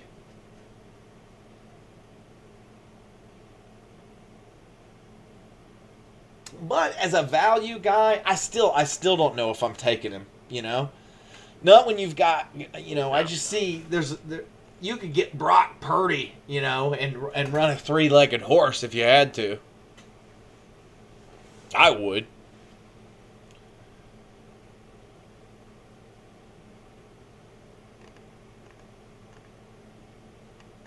Dude, I think we're looking at this list. I think we're going to do really well. I think we'll find some value, even if we get, you know, if all the best shit gets scalped out in the first round. Yeah. I We think need there's to plenty figure options. out so something I was thinking about over this off season. It would be really cool to have a dedicated league for us, meaning that like the same guys play in it like they don't have to be on the stream or anything like that, but like we play against the same guys every single year because it affects the draft order and it makes it competitive as fuck, dude. Like when you're going against these same dudes like over and over and over again, you just kind of develop this. I don't know. It's just better. There's something better about it. It's like the league is more cohesive and you can kind of track the stats year after year. And so it would be really cool to come up with more people to join the league and then start like a dynasty thing, you know, where we just stay in the same league and it's the We Tanked League or it's the Brown Boys League or the Betting on Balls League or whatever it may be. Yeah, but where will you find people that are willing to lose every year over and over and over again? That's the hard part, right? I mean, we're basically just taking their money year after year. They might get sore. We might have to do a thing where it's like, if you come in second, you still get a little bit of the money or something, like just so it's not like such a fuck you, you know? Well, because I think we did that last season. I think second place they either got their money back or they doubled maybe a little bit more. It's like their money. You get like a little bit more than what you put in if you get second or something. No, fuck that. I think second place, I mean, you should at least get your money back, but I don't think you should get anything like really crazy for second place. You're second place, dude. That's not how this works. It's this, you know, It's hardcore. One to win them all. Like you don't get a consolation prize. This is banned sports. Yeah, Banned sports. Damn it. Well, You I mean, pay- just in the sense you of get- if this you would, get if what this, you pay. if it get would what you grease the pay. wheels, if it would grease the wheels and get more people like interested in actually like wanting to play, then I think I'd be okay with it. But like, I do agree with you though, like in principle. You get what you pay. You get what you pay here on Betting on Balls. With the Brown Boys, you get what you pay. You get what you pay. Not a dime more. So we still got like 2 months or something till Yeah, about a month and a half. till the autumn winds. That's right, and the autumn upon winds will blow. I wonder if we'll have any Raiders on our team this year. Is there anyone good on the Raiders? Yeah, Who's their running there's back? Josh Jacobs, and he's real good. Who's their quarterback? I have no idea. See, that could potentially be a problem. Yeah, they got rid of Derek Carr, but I'm Well, not real sure who is throwing the ball in his place. Well, that was a good move getting rid of Derek Carr. Let's see. I do The not fucking see Raiders. Las Vegas quarterback. Adian O'Connell? Is that it? Jimmy Garoppolo. Oh, Jimmy Garoppolo. Yeah. That's pretty awful. Which makes Josh Jacobs look a lot better. It does. It does So, indeed. Yeah, I wouldn't touch Jimmy G with a 10-foot pole, though. That's going to be hard to watch. Like, if you're a Raiders fan this year, yeah, get prepared, because that's going to get ugly. Now, Devontae Adams is so damn good. Maybe it'll be all right. Like, maybe it'll be better than what I'm expecting. But, like, man, I don't like Jimmy Garoppolo. I do not have a lot of faith in that guy. No, he's just slow and clunky, and Throws a lot of interceptions. yeah, that's not gonna be good. That's not what But, you want. but again, that's a bad quarterback is just a good opportunity for a good running back. Right. You know. Especially in fantasy. That's usually the way that it goes. Well, that's why I'm reluctant to cast excellent wide receivers that don't have like a great quarterback, like Tyreek Hill. You know, I mean, their quarterback's okay. Who is it, Tua? Is that I who they mean, have? here's the thing, though. It's like Justin Jefferson's going number 1, and he has Kirk Cousins. That's a good point. Like, Kirk Cousins is not good at all. No. Yep. Tua Tagovailoa. Tungo. Yeah, I don't know how you say his name. Tagovailoa. Tagovailoa. Who has shown that he can be serviceable, but he gets hurt a lot. Yeah. But Waddle and Hill both put up pretty good points last year, so Oh, definitely. they're definitely boys to keep on the radar. The show. Miami in general, I think that the coach there kind of knows what he's doing. And I love their coach. Yeah, me too. McDaniels, that guy's a fucking beast. Yeah, he's good. Yeah, I think Miami. I don't know, but like you said, it's like the quarterback is like scary. It's like when Tua's playing and he's healthy, it's fine, but like you never know when he's gonna go out. What about running back? Do they have anyone that can run the ball in Miami? But dude, I don't know. It's funny. It's like I can't even think of the name. I don't see anyone on the list here when I'm looking at the running backs on the Fantasy Pros. Minnesota. Yeah, I don't even see a Miami. Devontae, he's number 39. He's Devon Akane. He's 21. Devon Akane. Oh, dude, Devon Akane. Hey, I had this guy. So Harold was kind enough to buy me Madden this last season, and we played a lot of Madden games. And so I would draft. I would do franchise mode, and I would draft the next class coming out. This Devon Akane dude was one of the dudes that I drafted in one of my leagues, and he was awesome. Like I got some great shit out of him on Madden, man. Like at least the simulation, anyway. He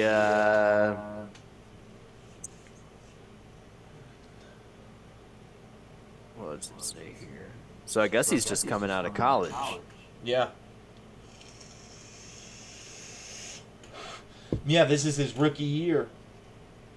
Hey man, what if we were the ones to break him out? What if we went in?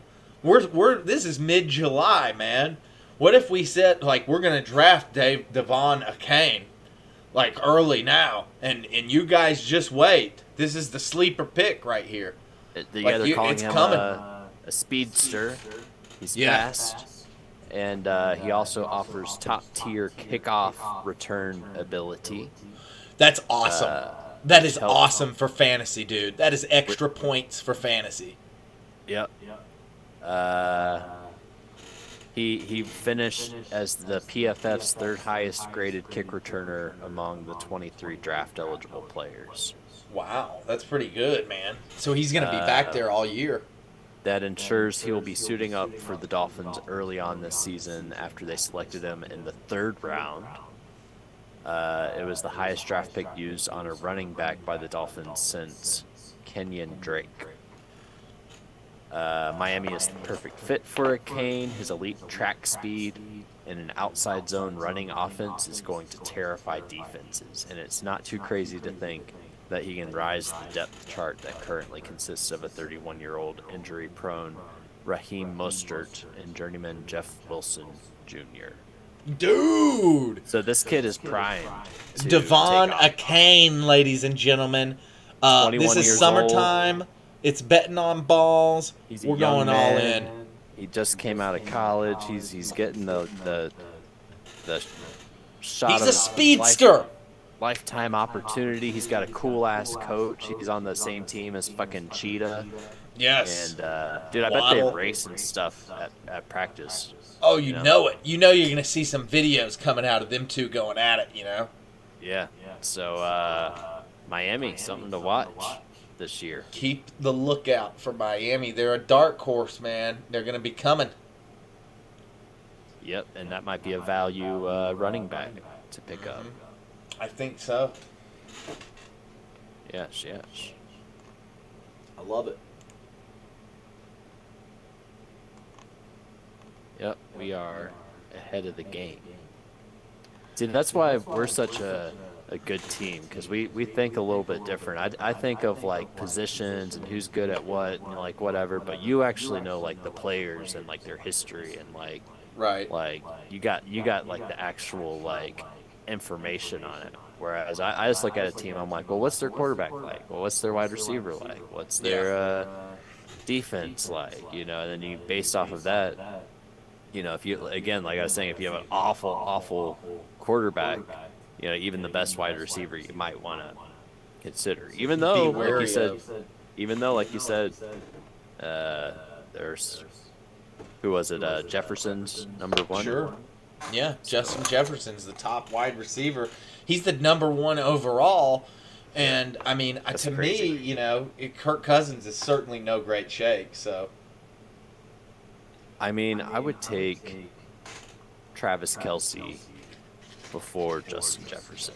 I know it's Right. two different positions, but if we had the option between the two, and maybe even Tyreek Hill, my only concern with that is that he's going to be, you know, sharing the ball with other teammates. Right. But Well, I'm almost like, so in my other league, I've almost made up my mind that like Tyreek Hill is my number one pick. But I'm not, like, I've got, it's the Tua thing, right? Like, it's just the Tua thing, and if it wasn't for the Tua thing, there wouldn't be a question. And I love Tyreek Hill, and if this is the last year he plays, I really want to have him on my team. That being said, sentimentality and fantasy football go together like fucking oil and water, dude. It has never paid off for me. And so is this his last year? Huh? Yeah, well, he said it was. He said that he's going to finish out his contract and retire. And so this is the last year of his contract, so. And it's not just Tua, it's also the fact that they've got another fantastic wide receiver. in Similar to Waddle. Chase, right? And now we're looking at potentially this, you know, up-and-coming running back. But I don't know. Their running game doesn't look too promising You know, it's this year. interesting. If It's like that kid is all they got. you and I have sat here and we have come up with negatives now for the top 3 wide receivers. So what about Stephon Diggs? To me, he's the next guy on my list after those 3 guys. I don't really have a negative for Stephon Diggs. Like, Stephon Diggs is awesome.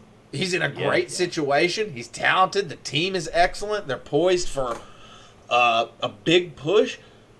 I mean, if you want to go, if you're looking at a safe guy with not a lot of question marks to take in an early round, Diggs might be your guy. Yeah, it's weird. This ranking that I'm looking at has Cooper Kupp number 4 and Diggs number 5. That's kind of crazy. Well, Cooper Kupp is awesome. You know, it's just the Rams. It's like, I don't know if I'm buying into the Rams. Yeah. It would be kind of hard to. But no, I'm with you. As far as wide receivers go, I mean, Diggs could be my favorite out of all of them. I hear you. He kind of, like, when you really start to think about it and you whittle away, okay, well, this guy's competing with this guy. Justin Jefferson's got to deal with Kirk Cousins. It's the same thing with Tyreek Hill. Tyreek Hill's got to deal with Jalen Waddle, and he's got to deal with Tua. And so there's, like, all these question marks. You get to Diggs on the list, and he doesn't have one, you know? We probably would have gotten Diggs last season had it not been for Garrett. We probably would have gotten him in the second round. Yeah. Remember that? Yes.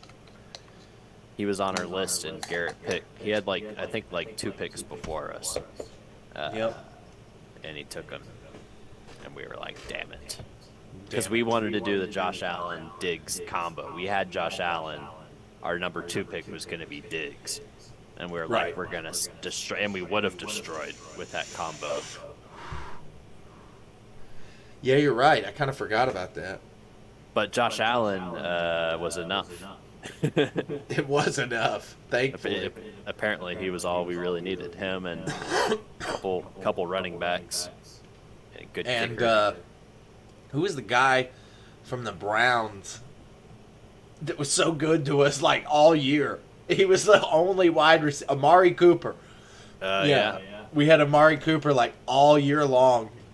And then we picked up that tight end, Taysom Hill. Yeah, Taysom Hill was good to us too. Yeah. It's fun. I love watching New Orleans because they just kind of play different. It's interesting. Yeah, they are. They're built weird. They're a weird team. I like it. I like it. I like it when your tight end's throwing the ball. That's kind of strange, but I guess whatever works. Hey, down gave there us in New more Orleans. fantasy points. Well, that's what how you talked me into getting him. Was you're like that sometimes he throws it, so he can potentially get more fantasy points, and you were absolutely right. That happened, and he's also more prone to scoring touchdowns and just a flexible. In the land of tight ends, when there's like not much to choose from, he did us really well. Definitely. Is he even like? I don't even see him on the list. Oh, there he is, number 32 on the list. Oh shit! Yeah, Taysom Hill. Oh, he's way down there. Yeah. Let's pick him up again. Dude, honestly, at Let's 30, get him on the waiver. If I can get a great value out of Taysom Hill, why not? I mean, he's been consistently good to me over the years, and the same logic still applies that every once in a while he's going to throw the ball, and you're just going to get this monster game out of him. Yeah, and pick him up on the waiver, get him for free. Yep. Or in the last round or something, like take him in the 15th. Yeah, I mean, I guess if there's... Yeah, I mean... Well, that's an interesting strategy. So what if you went 0 tight end and then just took Taysom Hill in the last round? You wouldn't even have to worry about drafting a tight end the whole draft. Yeah, I think you want Kelsey or Kittle. This list also has Mark Andrews and T.J. Hawkinson way up on the list. Sure, I like both those guys. Kyle Pitts out of Atlanta. I kind of like he's low on the list, but the guy for Buffalo, Knox. Yeah, I don't see him on here though. Number 20. Look at this guy. I don't know. I forgot I didn't really like his face a whole lot. So I don't know. I would say go for Kelsey or Kittle or maybe Mark Andrews. What do you think about Hawkinson? I like him. I like him better in Minnesota, than I did Detroit. I think he's fine. Like, I think he's good. He's gonna be that guy to take pressure off of Justin Jefferson and vice versa. He's very talented. Yeah, I mean, I would take him. I don't have a problem taking him. I don't think he's Travis Kelce, and I don't think he's Kittle.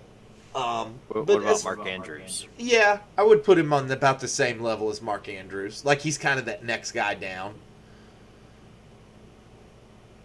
And then after that, it's like anybody's ballpark. I mean, Kyle Pitts has a ton of talent, but Atlanta is a fucking train wreck.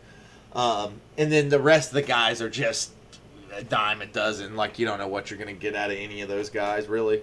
So I guess our strategy should just be to get Kelsey or Kittle, and if we don't, then just settle for Taysom Hill down the line.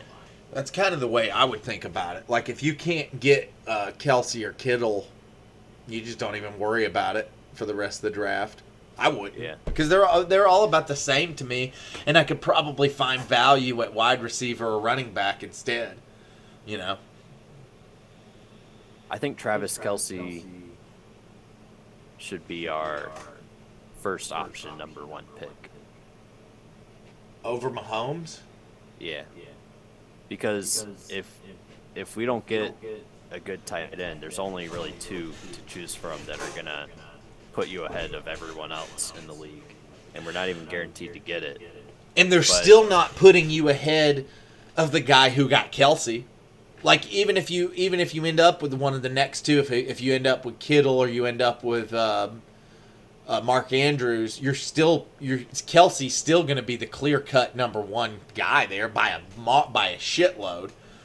It's not even close, really. Kelsey, I mean, is as valuable as Justin Jefferson or as an Eckler. I mean, you don't even need Patrick Mahomes, and like, you can just build a team around Kelsey and be a fucking contender, dude. Well, I guess what I'm saying is the tight ends are in such limited supply that if you have the option to get one of the top 2, you're gonna have an advantage over everyone else in the league, except for the other guy that got the number 2. You would be sacrificing Mahomes, but you could potentially pick up Josh Allen or Joe Burrow would be my 2 backups. It's crazy, but I've seen this work before. There was a team one year where a guy had Jimmy Graham and Rob Gronkowski, and they were both literally like the top scoring tight ends that year. And so he would run Rob Gronkowski in the tight end spot and then put Jimmy Graham in the flex. And so you could potentially, like, if it just worked out some bizarro way where you had Kelsey and Kittle, you could structure a team that way. Now, granted, you're going to most likely be hurting at one of the other positions pretty hard, but you will see a tremendous advantage at tight end, obviously, and your flex is going to be damn good too. And so I've seen it go that way before. That was what I was going to get around to, though, is by doing that, though, we might be screwing ourselves in the wide receiver running back department. It's what you're giving up. Well, to me, it's not. Okay, so the way I see it, the way I'm looking at it right now, there is more value at the running back position than there is the wide receiver position late in the draft. Meaning that if you don't take one of those top wide receivers at the very beginning, you're just not going to have a top wide receiver. Now, you might get lucky like we did and luck into an Amari Cooper or something like that. But unless you're taking the Jamar Chase, unless you're taking the Tyreek Hill, you're just not going to have one of those guys. And you're going to be at a deficit right out of the gate. And that's kind of the way I see it anyway. Now, I may be wrong, but I mean, I am valuing the wide receivers more and more. Over the last 3 years, I've started to value them more and more and more over the running backs. with the exception of Austin Eckler, because Austin Eckler also catches the ball. That's, you're getting value out of him there too, sort of. So what we would be looking at in this scenario is if we got Travis Kelce first pick. Yeah. Then our second round, we would need a quarterback. Which you're praying Mahomes. for Mahomes. You're Mahomes. praying that you can take Kelce late, and then you get an early pick in the second round. Or Yeah, Josh that's- Allen or Joe Burrow. I would be happy, honestly, with any of those three. They're going to perform all year. But if all of those got taken up, then I would be a little bit concerned because there's a big drop-off after those three.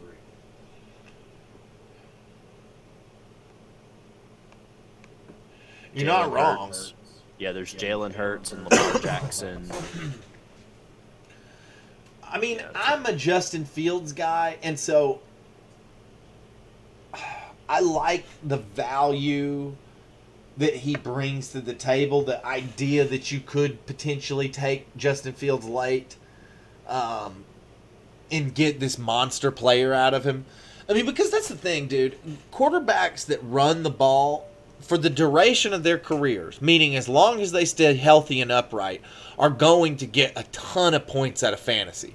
Now, you're seeing with the Kyler Murray this year that as soon as that happens, as soon as that injury that's too much for them takes them out, they tear that ACL, whatever it may be, it stops. Their careers are short, but while they're able to play and they're upright, they are fantasy machines, and they make headlines and they score a bajillion points.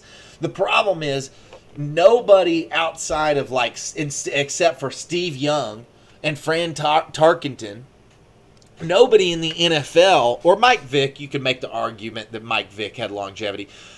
The norm for those type of quarterbacks is they don't last. They take too much punishment, they take an injury, and they just get knocked out of the league. But while they're up and they're playing, they're going to be putting up some points, dude.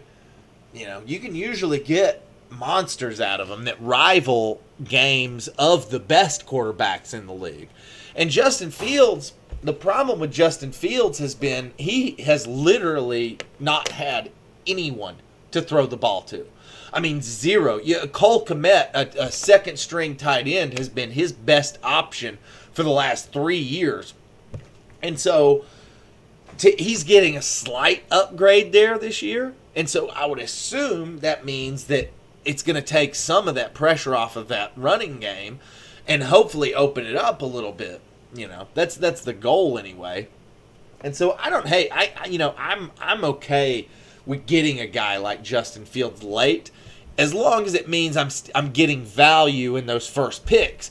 For instance, like say we could get two, of our top guys. Like if we could get like an Eckler and Stephon Diggs, I might think about passing on Patrick Mahomes in that scenario, knowing that I can get value later with a guy like Justin Fields or even a Trevor Lawrence I might be, somewhat interested in. Yeah. It's so hard to plan for this because you don't know how the picks are going to go. Right. Like, for example, we could get, say we're the very first to pick, right? Yeah. We get number one choice. It kind of seems like a blessing, but it's also a curse because you're going to have to watch everyone else get picked. That's like the top guy after you. So you have to you're putting it all in on like this guy, right? Sure. So but we have contingencies for shit like that because we've gone down the list, and so who are the guys that don't have any question marks, right? Say we do get number one overall. Well, we've got Patrick Mahomes, we've got Travis Kelce, and we've got Stephon Diggs. We're happy taking all three, any of those guys. We've already kind of boiled it down to like these are the guys with no questions attached to them. That's who I'm going to go with. Yeah. Not necessarily the biggest upside or the biggest return, but the most likely to get me what I think I'm going to get out of them kind of thing. There's no report for kickers on here. I saw that too. That's some bullshit. Fucking get your shit together, fantasy pros, supposed pros. Well, Justin Tucker's probably the number one kicker. He usually is. Suckup is probably up there. I don't know.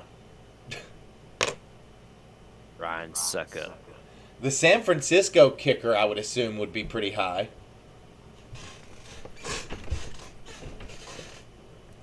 Ryan Barrow Suckup.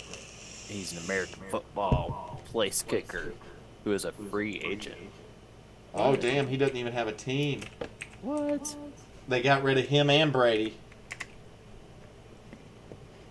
Why? Yeah. Bucks release Ryan Suckup. Signed multiple free agents. Dude, I wish you and I just owned the Browns. Wouldn't that just be the fucking dream? It's like I'd go get Ryan Suckup, you know? Who the Browns Pay him have? something. Deshaun Watson. Ugh. Elijah Moore. They got Nick Chubb. Hell yeah. That's awesome. And Amari Cooper. Cooper's great, too. They are... Dude, this team is literally... I was going to say exclusively black, but I'm seeing two white guys. I see two white guys. And they're both tackles. There's Jedrick Willis Jr. and Jack Conklin. Yeah, Jack Conklin's really good. Everyone else is like super black. Yeah, if I could buy any football team, I would buy the Cleveland Browns for sure. Like 100%. I wonder how much that would cost. Probably a few billion, like 3 or 4 billion. 2 billion. I was gonna say, I think you're kind of highballing it. Yeah? The franchise value of the Cleveland Browns. Oh, you're right. It came to about $3.85 billion. 4 billion, yeah. They're owned by Dee and Jimmy Haslam.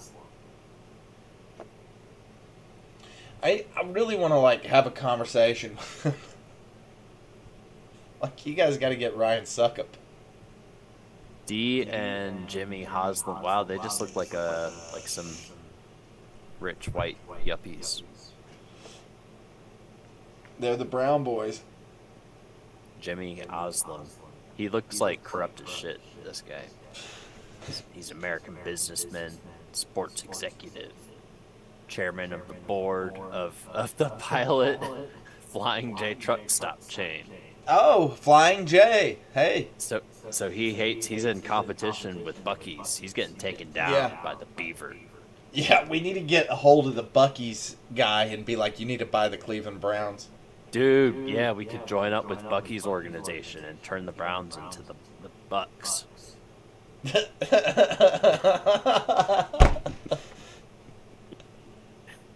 Hell yeah. The Bucky Browns. The Bucky Brown boys. Yes. We put Change brown the logo. beavers all over the side of their helmets. No, I'd have that like Bucky logo Yes. with that beaver.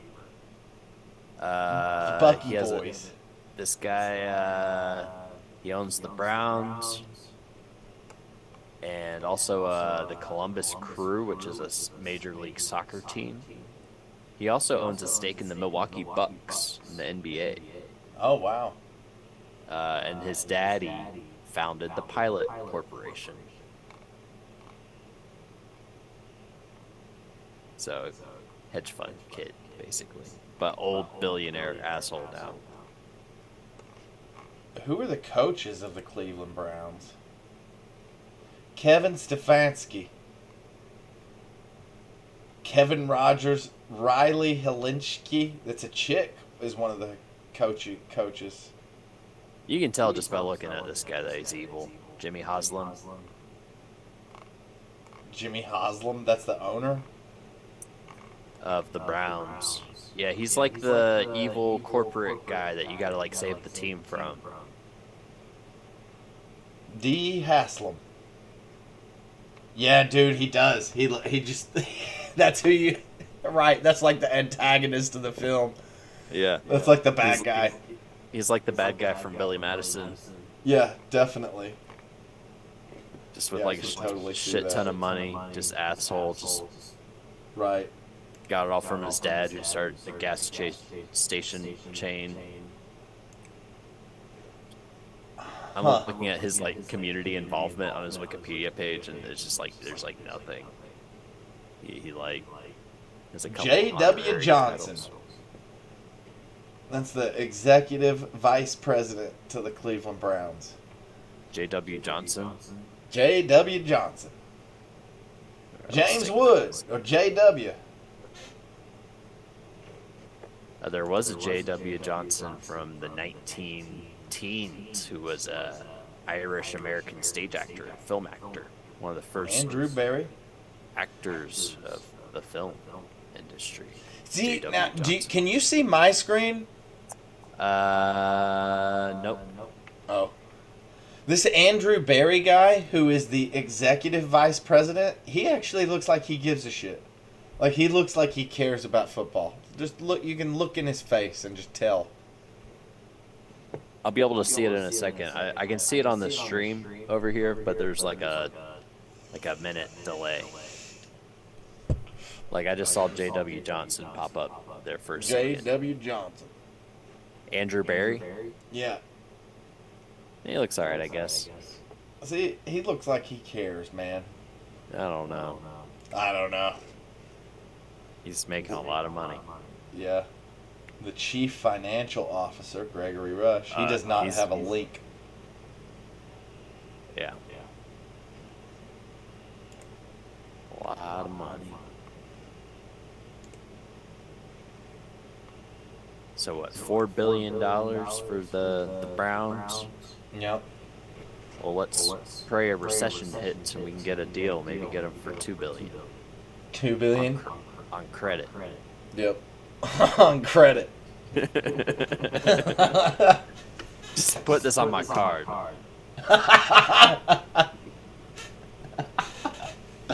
We're going to turn this football team around, buddy.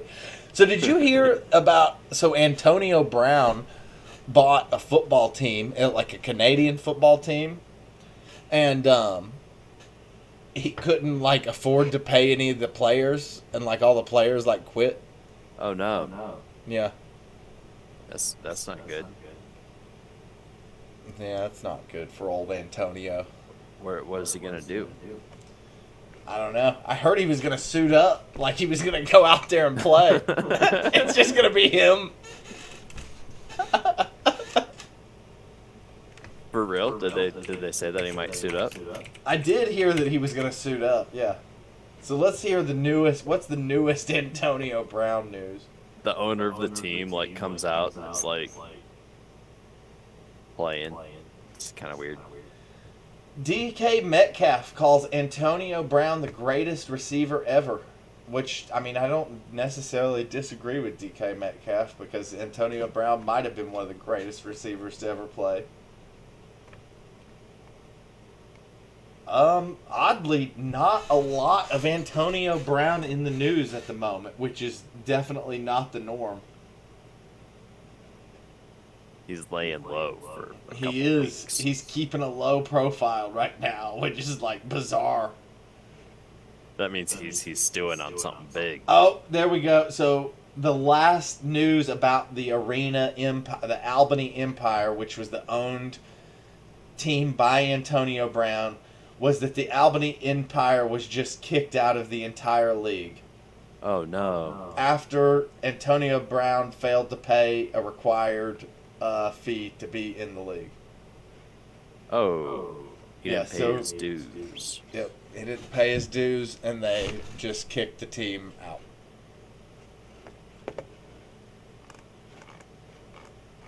Yikes.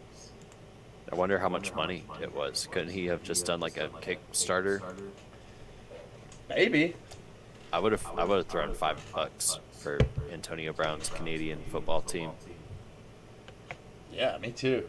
How much do they need to raise? It was like $10.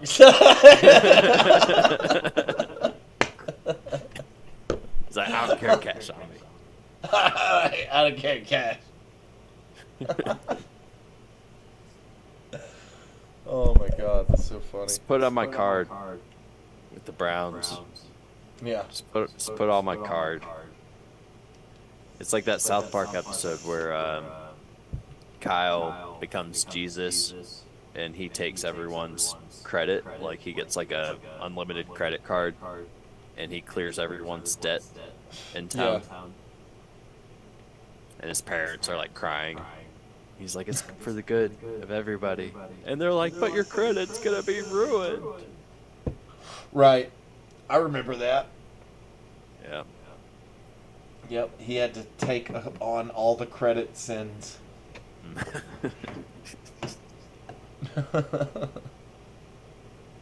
Oh, God. We're so lucky to have lived in a lifetime, pretty much, almost, of South Park. Yeah. Definitely. It's pretty much always been there. Mhm. Maybe not always, but like I think I was in like second grade when I first started watching it. Yeah, I was in 3rd grade, I think, when it came out. And it was Simpsons before that, so that was dope too. Yeah, I wasn't allowed to watch The Simpsons. I was. And I did. And I did. And it was cute. I guess they thought Bart Simpson would be like a bad influence on me. I saw all that shit like real young. Yeah. Saw Jurassic Park in theaters. Me too. It scared the shit out of me. Yeah, the Raptors got me. Me And too. then there's the kitchen scene where the kids, they're like eating their pudding or whatever. Yes! They're all having Yeah. a good time. Jello. They're like, we finally got out. We're of safe that now. shit. We're gonna Yeah, be we're okay. safe. Yeah. Yeah, and then you like eat some hear the pudding. noise, and they're just like what the fuck? Like I thought we just got out of this shit. Oh my god. Yeah. And now then there's they're like, velociraptors in here? Are you kidding me? yeah, they're like opening doors and like they gotta like trick them. Dude, have you ever seen the animatic? Like, where they did an animatic for that scene, and it's got like Barbie dolls like running from the velociraptors and shit? I don't think so. No. Oh, I'm gonna pull it up. I can't see on your screen though. I think if you do like a share screen, Okay, here. I can got see you. it. Zoom. Share screen. Screen 1. Share. That screen. Yeah, I see T-Rex animatic.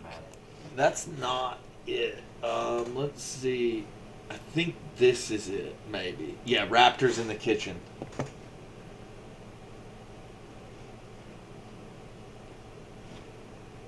I don't hear anything. I don't think there's any sound. Oh, okay. Yeah, it's just the animatic.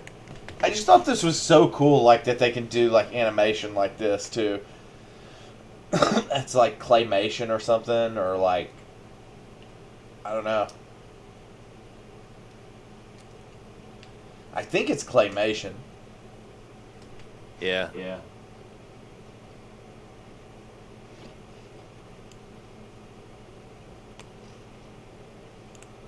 But yeah, they're like little Barbie dolls hiding from them.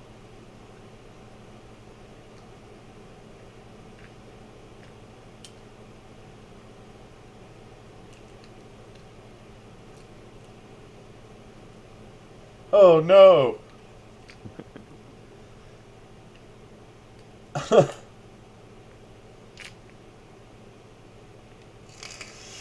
Oh shit, his buddy's here too.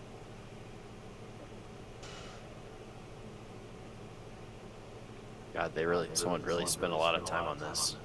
Yeah. You can like see the little sticks that they're using.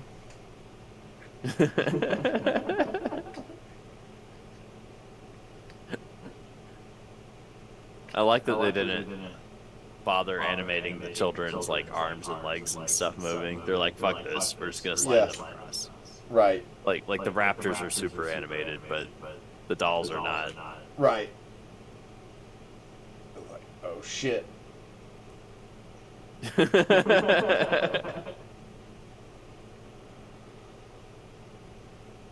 And the snake tongue, that's so weird.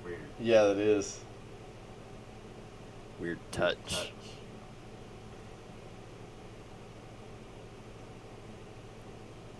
But yeah, being like like a 5 or 6 year old or something, and seeing this in like a theater where, you know, it's dark and like super loud, and like these kids are your age and like, or maybe a little bit older, and they're like getting hunted by these like Velociraptors that you've already seen like tear limbs off of people and stuff. See, that's the scary part to me, like right there when he's like running into that room and the thing's like chasing him. Oh yeah. Or scary too when the lady goes to like flip the power switch and she like finds that dude's arm. She like backs into it. Samuel L. Jackson's arm. Yeah, because then you're like, oh snap, there's like raptors down there and she's down there. And like that means like they could be anywhere. They could get her right now. That's super freaky. But yeah, I just thought that was cool how they like animated that like before they actually like filmed it or whatever. It's interesting. Oh, that was like made by the production company, like that did the movie. Uh-huh. Whoa. Yeah, so like Steven Spielberg's team or whatever put that together, I guess. I thought it was just like a hobbyist or something, and I was like, wow, someone like really. No, they did that for the movie because I guess they wanted to see it, you know, kind of have an idea of what it looked like before they spent all the money on the CGI for it. Right. Yeah. That's extra funny than with the kids just kind of sliding. Right.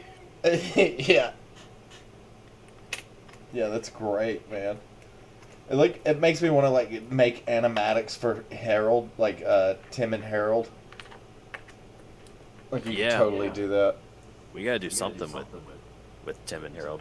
Oh, dude, so I'm taking this the SAM class. It's a sketch comedy writing course, and I gotta write sketches. I have an assignment to write sketches, and one of the types of sketches that I have to write is like a really super short sketch, like super short. Like think about like the You Can See Me sketch, or like Pizza Bagels, or Pizza Bagels, or like the one where Trevor is like talking to the little kid. And he's like, your mother doesn't believe in you, but I believe in you, and you can do anything. And then it pans out, and it's like a bunch of cars in traffic. Right. So my assignment is to come up with like a super short sketch, actually a couple of them. Nice. I was thinking of one, and it's probably not going to be funny now because I don't remember even what made it funny. I was laying down earlier and taking a nap, and I was trying to think of something, you know, short or whatever. And I thought about like a dude who like he's like sitting on a toilet, and he takes like a, you know, like a kind of aggressive shit, like kind of painful. It's like and he gets it out, and he's like and he stands up and puts his pants back on, which is funny because it happens so quick you don't really see it happen, but he's not going to wipe or anything. Like he immediately stands up and puts his pants on, and like as he like looks back, he looks into the toilet, and I'm imagining this as Sam, by the way, being this guy. And then he looks in the toilet, and there's like a little like baby. Like a little, like, and it looks like Sam. Kind of. It's like not necessarily a fetus, but not necessarily like a fully big newborn either. Like it's small enough. It's still pretty small, and like covered in blood and shit and stuff. Mostly blood. But then he just goes like, but then he just like looks at it, and he's like, oh, gross, and he flushes it down the toilet. And that's the end. And then maybe like wipes his nose with his hand and like walks out, and then, yeah, that's the end. Wouldn't that? Yeah. And he's like annoyed by it too, because it's like an aggressive, like painful thing, like is like a angry shit. What if? And What if it he gets wasn't clogged? expecting, and Like he the wasn't toilet gets expecting, clogged. and he wasn't expecting that either. Like he wasn't expecting the baby, and he's not happy to see it, but he's just like, like I gotta get rid of this nasty fucking thing, and he flushes it. Yeah, it could like get clogged, and he's just like. Then you could do a whole bit where it's like slapstick, where he's like trying to get the toilet unclogged, and there's like fucking water coming out everywhere. But that defeats the purpose of the assignment. The assignment is that it's supposed to be super Quick. short. Yeah. Like, yeah. So I pretty much just have that was like a short thing, and I didn't write that one down, which is why I wanted to say it out loud, because I didn't have time to write that one down. So I wanted to be able to pitch aren't that. you supposed to write multiple ones? Yeah. Well, that's just one style. Well, like, what if you did like sketch. where like you did like like a whole story of like multiple ones? I've thought about doing something like that because this class is geared specifically towards sketches that are not meant to have any connection or story or anything like that. But I did want to actually write a bunch of them that kind of like drew a story or whatever. Or at least used reoccurring characters. Like maybe you use the same guy. Like Yeah, he's that shit guy. experiencing all We'll these different see. things. We'll see that shit guy later on, like doing something Right. else, like later in the Or like day. you see him and he's like a lawyer or something. Like he's got like a really like high position. Like Yeah, or he ties and into another thing. And maybe it could be an ongoing gag where he's always in these situations where he shit something weird, and he's just like, ugh, right. and he's always just like annoyed by Like a it. hubcap. Yeah.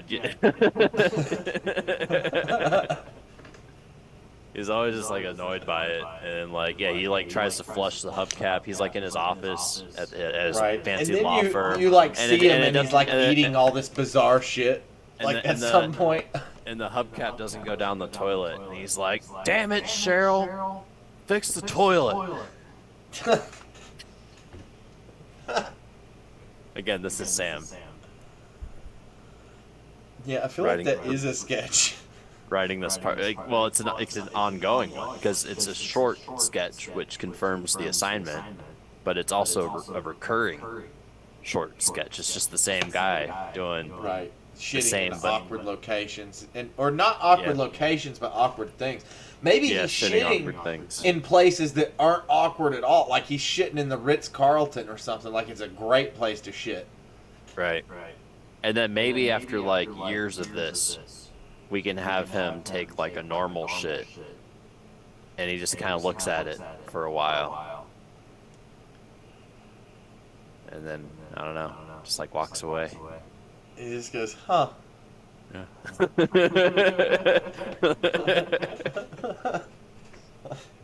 After like 15 years of doing like these short shit Right. sketches, he's gonna like have an epiphany and take like a real shit. It's gonna blow his mind. He won't even have a response. Yeah. So we just wrote like 20 years of sketches, pretty much, right now. Pretty much.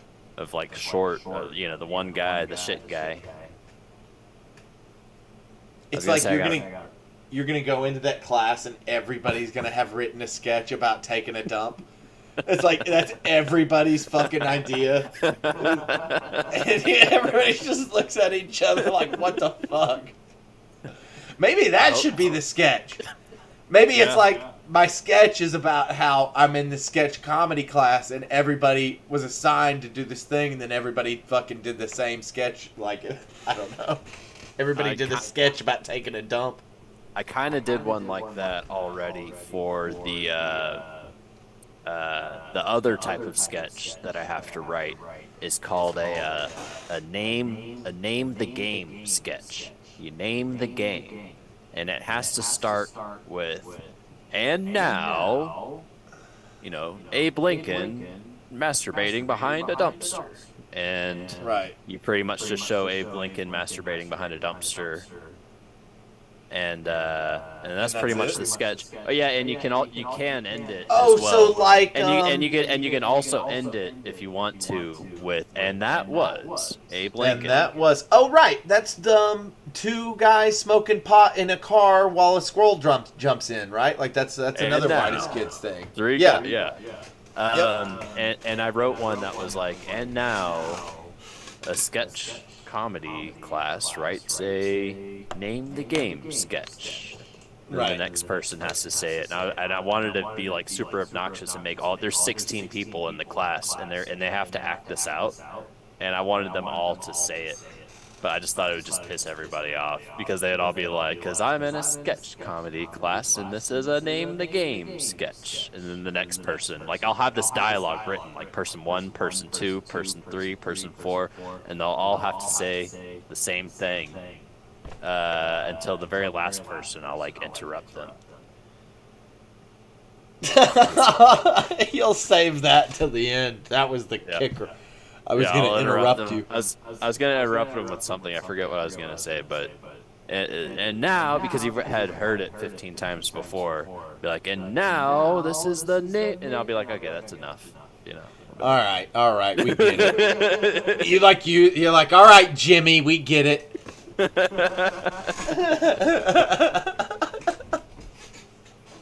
Yeah, but the only thing that I feel like that's probably been done before because he's probably done this class before, and that was like the easiest thing that I could think of is just like repeat like what's happening. And now a sketch comedy class writes a name the game sketch, and then it pans over to the next comic. And now a sketch comedy class teaches or writes a name, whatever. I didn't like that idea, but I thought of it. It's meta. Yeah, I kind of don't like the whole and now like the whole setup type thing because I mean you can literally do anything with that. Like I feel like now, two like guys going bowling. I don't know. Yeah, and I guess you can add some kind of a twist to it or whatever or not. I don't know. I haven't really spent a whole lot of time on that one yet. Because I've been trying to think more of just like short stuff because that one to me is harder to do something with like little to no dialogue. We're talking like a line of dialogue, maybe two, there can maybe be a couple lines, but the idea is to have as little as possible. Right. And just like a quick snippet. And It's like hard you to gotta tell. it's like you gotta think of something that's like just like naturally funny. Or something. You know something that he was talking about a lot about comedy that I don't particularly do myself is having an idea, like conveying an idea. So like when you're doing a joke or a sketch, that there's like something that you want to say, like you want to convey this type of message or idea or feeling. Perhaps you're trying to invoke something specific. Right. But for me, when I'm writing like a guy, shitting a baby in the toilet and then wiping his mouth and walking out the door, I don't really feel like I'm really saying anything other than like that's kind of gross and funny, and a little like funny, right? I guess that's my idea of that I'm trying to convey. Is like I like. I don't know if gross. you could use this, but have you seen? I was telling people in the store about it. I've been into like these, they're like true crime documentaries where like the killer, the police are like interviewing the killer and they're like trying to get him to confess, sort of. And they're like these confession videos, sort of, where it'll just be like a police interrogation kind of thing. Yeah, I've seen interrogation videos. Well, there was this one where this lady, she had like a farm, right? and she was like this old indigent woman. Like she looked like a man, sort of. Like she was huge and stocky, and like she had a bald head, and like wore this beanie, and like had a real angry looking face. And she would solicit these ads in the local paper, like in the town, to get these men to come up to work for her, because she had this big farm. Like she retired from the Navy, and she had enough money to where she could go buy this big farm. And so she would get men to come in there, and she had a pig farm. And she would, once the men would like piss her off, they would do something to upset her, she would just kill them and feed them to the pigs. And so like this went on for years, and like she killed like 3 or 4 dudes this way. And they eventually like found all these body parts.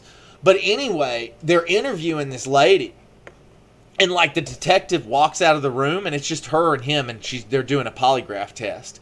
And the lady takes a fucking shit where she's sitting, and then she like stands up and looks at it, and then she like takes her hands and like fucking wipes it, and like goes like this. She's like, ah, and like licks her fingers, and then the detective walks back in. He's like, she's got poop on her hands. Yeah, and right, he does. He looks down at like the seat that she was sitting on, because she like shit on the chair, and he's like, what's that? And she immediately like turns to the camera thing, because I guess she like knew she was being recorded, and she like turns to the camera and she's like, that's what you made me do. All of you made me do that. And it was just like, it was the most bizarre. Like, I mean, obviously, like, this lady is, like, feeding people to pigs. Like, she's fucking crazy anyway. But, like, dude, to, like, see this woman, like, stand up, take her doo-doo juice, like, and then, like, lick it off of her fingers, and then, like, wait for the dude to come back in. And she knew she was being recorded, like, because then she turns to the camera and she goes, and that's what you wanted, and that's what you made me do. It's like, what the fuck, man? That's a valid argument. They made her do it. Right. You get what you pay. You get what you pay here at the Brown Boys. Here at Betting on Balls. You get what you pay. That can maybe be I don't know if you can use that doo-doo pig lady, but like that's funny to me. I was gonna say we could do a whole scene in the Brown Boys where we make fun of the saying, you get what you pay.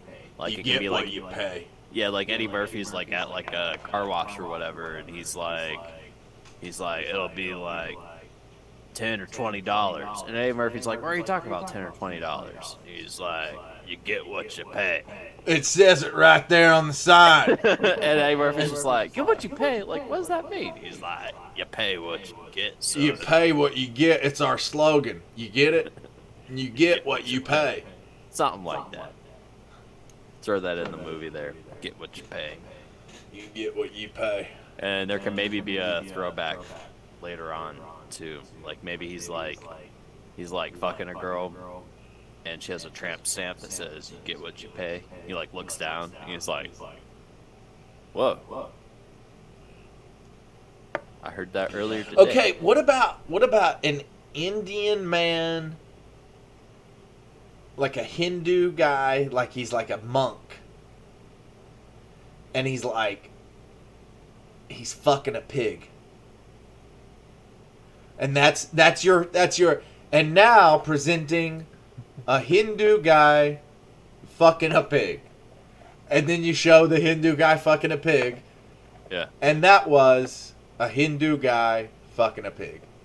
Or something like that, you know? Yeah, I feel like there's got to be some kind of like a catch, like other than, even though it does say name the game, and that's literally what you're doing.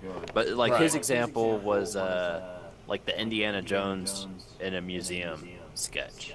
And now presenting Indiana Jones in a museum, and they have like a whole thing, like what would happen, or not in a museum, but at an auction. Oh, okay, I see, yeah, and then like elaborate on that, right? I thought you just had to like show something and then like be done with it, kind of thing. Well, this one I think can be longer than the other. Oh, okay, that makes sense. Yeah, I lost my notes. I don't know what I did with them. Wait, I think this might be it here. Going back to school, man. Going back to school, the Brown School. Yeah, so I gotta do the writing assignments in a screenplay format. That's gonna be a pain in the ass.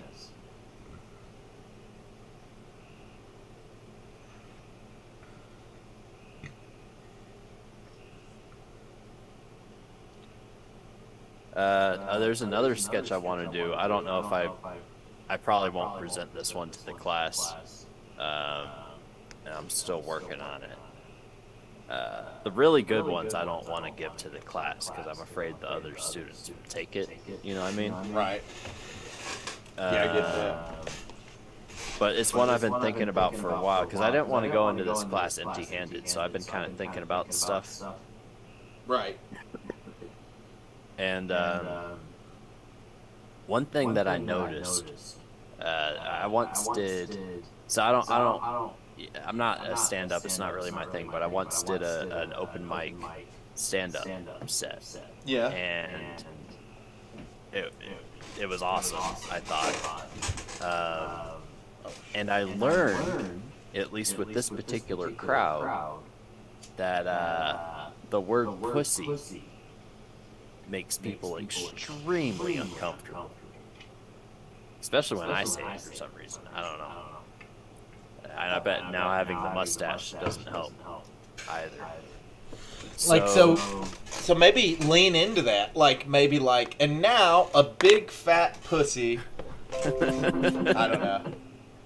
Well, so I started thinking about that, and I was like, okay, the word pussy makes people uncomfortable. So let's do an uncomfortable pussy sketch. And so that's the name of this sketch, is the uncomfortable pussy sketch. And it's just a rough draft. I don't have an ending for it yet. I'm not really sure where I'm going to go with it. I like that. Or the itchy pussy. That's kind of a funny term. An itchy well, it's pussy. a play. Well, this one is a play on what I'm actually trying to say. It's like Sam said, convey a message. My message is that I think it's funny that certain words make people really uncomfortable and they're not like banned yet. Like pussy's a word that's going to be banned in the next like 20 years. Like you won't be able to. You heard it here first. I'm betting on ball. I'll take that action. I mean, it's just not going to be politically correct to say it. It just makes people so uncomfortable. Right. Or cunt. Like, people don't like the word cunt. Oh, gosh. Yeah. But anyway, so that's kind of the play on words is the, I think it's funny that it makes people uncomfortable, but it's just word whatever. So it's called the Uncomfortable Pussy Sketch, and it's basically a guy sitting at a restaurant, Sam sitting at a restaurant, and, I wrote this one in my other notebook. I don't know where it's at right now, but I'll just try to free ball it. Sam's he's like on a date, like with his wife or something, and they're talking, and that she's his wife because it's all serious. He's like, oh, we've been through a lot, that's why we went out to this really nice place. It's a special occasion. And she's like, oh yeah, this is the best. I love you so much. And the waiter comes up, and it's Timmy, and he's like, oh hey, how you guys doing? Like, you guys look really nice. I'm gonna be waiter, blah blah blah. And he starts like reading the specials, and as he's reading the specials, Sam is like, he's just kind of getting sort of noticeably uncomfortable. Right. And, just a little bit at first, and Timmy keeps going with this thing, and the conversation keeps going. They ask the waiter questions and stuff. And, Sam's just kind of messing with this chair, but he's trying to play it off a little bit. And, they order their drinks. He's like, oh, yeah, we'll have our drinks, and, come back in a couple minutes. This is a Whitest Kids sketch? No, this is my Uncomfortable Pussy sketch. Oh, this is the Uncomfortable Pussy sketch. I was like, dude, I don't think I've seen this sketch. No, damn, I didn't realize that you're telling me the Uncomfortable Pussy sketch. Okay. Yeah, hasn't been fully written yet. But yeah, basically his pussy gets more and more uncomfortable throughout the sketch. At first he tries to play it off and order the food or whatever, but then it gets so visibly awkward that the lady's like, honey, like what is it? What's wrong, honey? He's just like, what pussy is just so uncomfortable. And she just looks at him like really, and he's just like, my fucking vagina. I don't know. It's just, it doesn't itch, but it's just, I can't. And she's just sitting there like not this again. Like she's been here before, kind of thing. Yeah, but she has to go along with it too. She's Right. just like, Yeah. And he's just like, I don't know, but he keeps saying like really loud, like vagina words, so like pussy Right. and Cunt. twat, and maybe some other really weird, like inappropriate fancy restaurant words where he's just like, I don't know, like my fucking like my where my, you know what, I'm not gonna say it all out loud and loudly now, but that's the idea. And you know, Right. and then the waiter comes Uncomfortable back. pussy sketch. That's brilliant, bro. Yeah, and then the waiter comes back and he's the same way where he's just like, oh, like fuck, like this guy's doing this, but I can't really say anything because like I just work here, and also, you know, the way the culture is, like you can't make judgments about people's, you know, sexual organs or whatever. So if dude's like shouting out that he has an uncomfortable pussy, like no one can really stop him, like, you know. Like, And what yeah, if you had, like, I don't know, it's like a guy who's doing, like, really good deeds, and then you find out at the end that, like, the good deeds were all for some, like, nefarious purpose, and, like, that's the whole, you know, the whole shtick. Like, you Yeah. subvert expectations at the end, sort of. It's sort of like, not exactly good deeds, but the Home Alone sketch, where he's setting up like all these traps, and then he calls the cops. And he's like, hey, this is my address, I commit suicide. Like it's the setup to a thing. Right, yeah.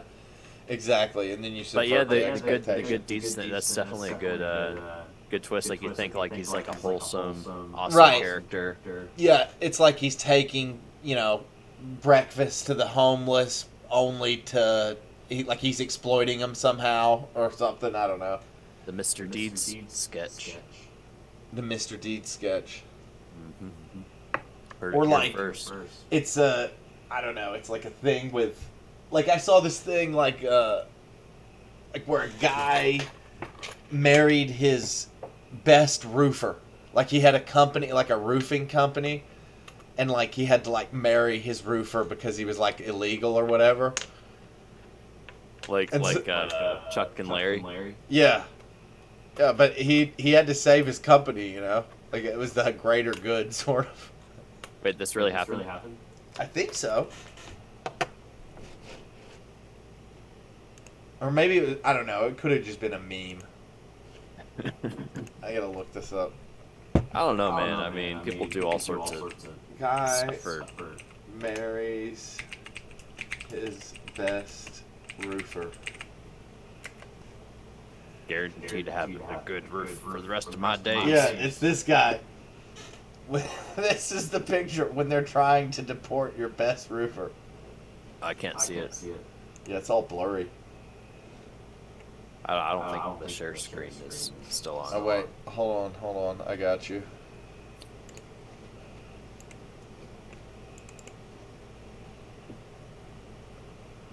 Rob Ron.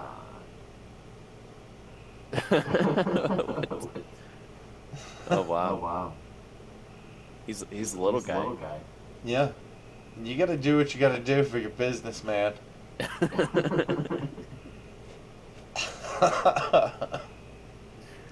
Oh, he's the employer. Yeah. Oh wow. That's pretty weird.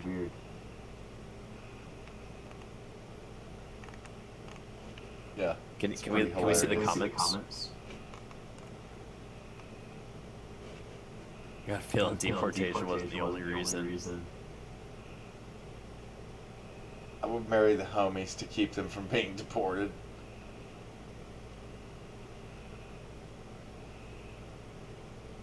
Well, this is cool. Some wholesome comments. Yeah. Reddit's gone soft, Yep. unlike these guys. Those guys go hard, buddy.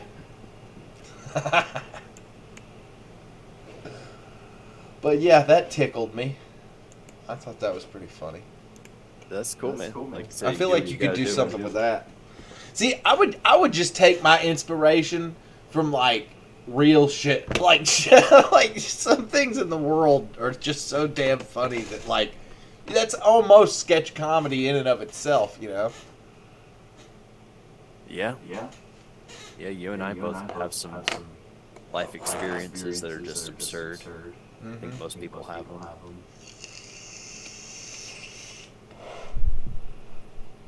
Yeah, it's I don't funny. know. It's good stuff. But the uncomfortable pussy sketch though, that's mine. I'm not sharing that with the class. I don't think, unless I'm like desperate for something. I have to reach back into my backlog. Like, all right, here we go, y'all. Let her rip. That I one mean, kinda dude, was- there have been many comedy careers built on dick and fart jokes, bro. Like there have been movie careers built on dick and fart jokes. I mean, it's what I like. So, well, I don't really like dick jokes so much. I mean, they're like okay, like Tenacious D with their what record was that? Not Rise, but Post-Apocalypto. Yeah. And the animation that they did with that, there's just dicks like everywhere, like like all over the place, like obnoxious like cartoon, just like dicks everywhere. Right. And I guess it's funny to a degree, but I don't know. I just don't think it's like that. Well, I mean, to funny. me, a dick joke is basically any joke that involves like genitalia, you know. So Yeah, but the like- pussy sketch is technically a dick joke, like in the Yeah. category of dick jokes. I'm mostly thinking just like fart and shit, and yeah, maybe like yeah, all that stuff. Right. But yeah, I like you know, You're more Cartman. fecally oriented. Cartman gets an anal probe. You know, classic. That's great. It's classic. You know, when in doubt, just go to the shit jokes. And I I'm in doubt tend to all the agree. time. Yeah. And if you're constantly doubting yourself, well, then just go into the big puddles of shit. Well, also what's good about them is they're safe ground because you know everyone poops. So you that can't- could be your thing. What if you just did the Brown Boys as your and now presenting the quarterback for the Cleveland Browns taking a dump on the 50-yard line. And boom, he takes a dump, and set, hut, and that was a quarterback taking a dump on the 50-yard line. Yeah. I like that. The Brown Boys. You could just lean into that. I'll just be the shit guy. Right. Every group needs a shit guy. I feel like I look like Mitch Hedberg. You look honestly like you are gonna broker, like I feel like we're gonna like do some we're gonna like film some porn. We're gonna make a deal. All right, I know these ladies. Yeah, we're And, gonna go like pick up they a work girl for at an cheap. airport and go film like a scene, you know, in a back alley somewhere. I got my car back here. They can hop in the Right. trunk. It'll be fine. Yeah. Or you haven't seen? I think you told me you haven't seen Jackie Brown, the Quentin. I have Tarantino. now. I bought it. And I it kind is of look excellent. like I kind of look like the Robert De Niro character. He's more grimy. You're less grimy. Yeah, he's a little bit overweight as well. He's a little bit thicker. Yeah, he's got a grime to him in that movie too. De Niro's such a great character actor, man. It's like you can tell, like he just looks grungy and like dingy in that movie. Dude, he did great. My favorite scene, one of my favorite scenes out of any movie is in that movie. And Really? it's when, it's when he's him and the girl are like doing the job, and she's like being like a mega cunt the entire fucking time, and she's like sassing him in the parking lot, and he's like, "Shut the fuck up!" Like, shut. Right, the and he fuck kind up. of gives her a warning too. He's like, "This is it. He's You like, know, "Shut you the need to fuck-" stop Yeah. right now. This is it." And then, You know. and then she fucking like, well, Cheryl's heading, and she just fucking sasses him, And he just fucking- doesn't even hesitate. Yeah, he just He shoots just him doesn't even dead. think about it at that point. And just the way he executes it and everything, like he just Right. does it, and then he just kind of looks around. Well, didn't know. What's even like- better is he says shit. It's like, "Oh, that's yeah. really fucking great, isn't it, for you?" or something like that. Like he Yeah. he burns her actually after, like as he's walking away, and it's like he's pissed. He's trying to do this Yeah. job, and this girl's just causing problems. she won't shut the fuck up. He's not Right, taking him seriously, not giving him any respect at all. right. And I just that scene is like, It's excellent.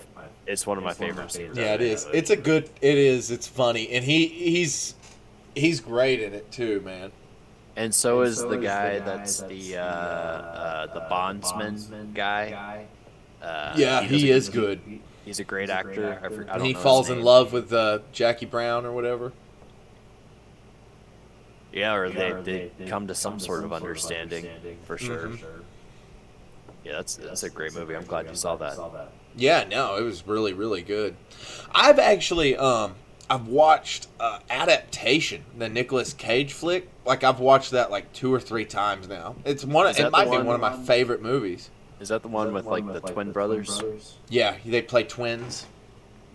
That one I think went over my head. I'd have to rewatch that. Well, now that you're kind of getting into the writing, keep in mind the whole movie is about Charlie Kaufman writing the movie. So Charlie Kaufman is the writer. Like he's the writer of the film. He wrote Being John Malkovich.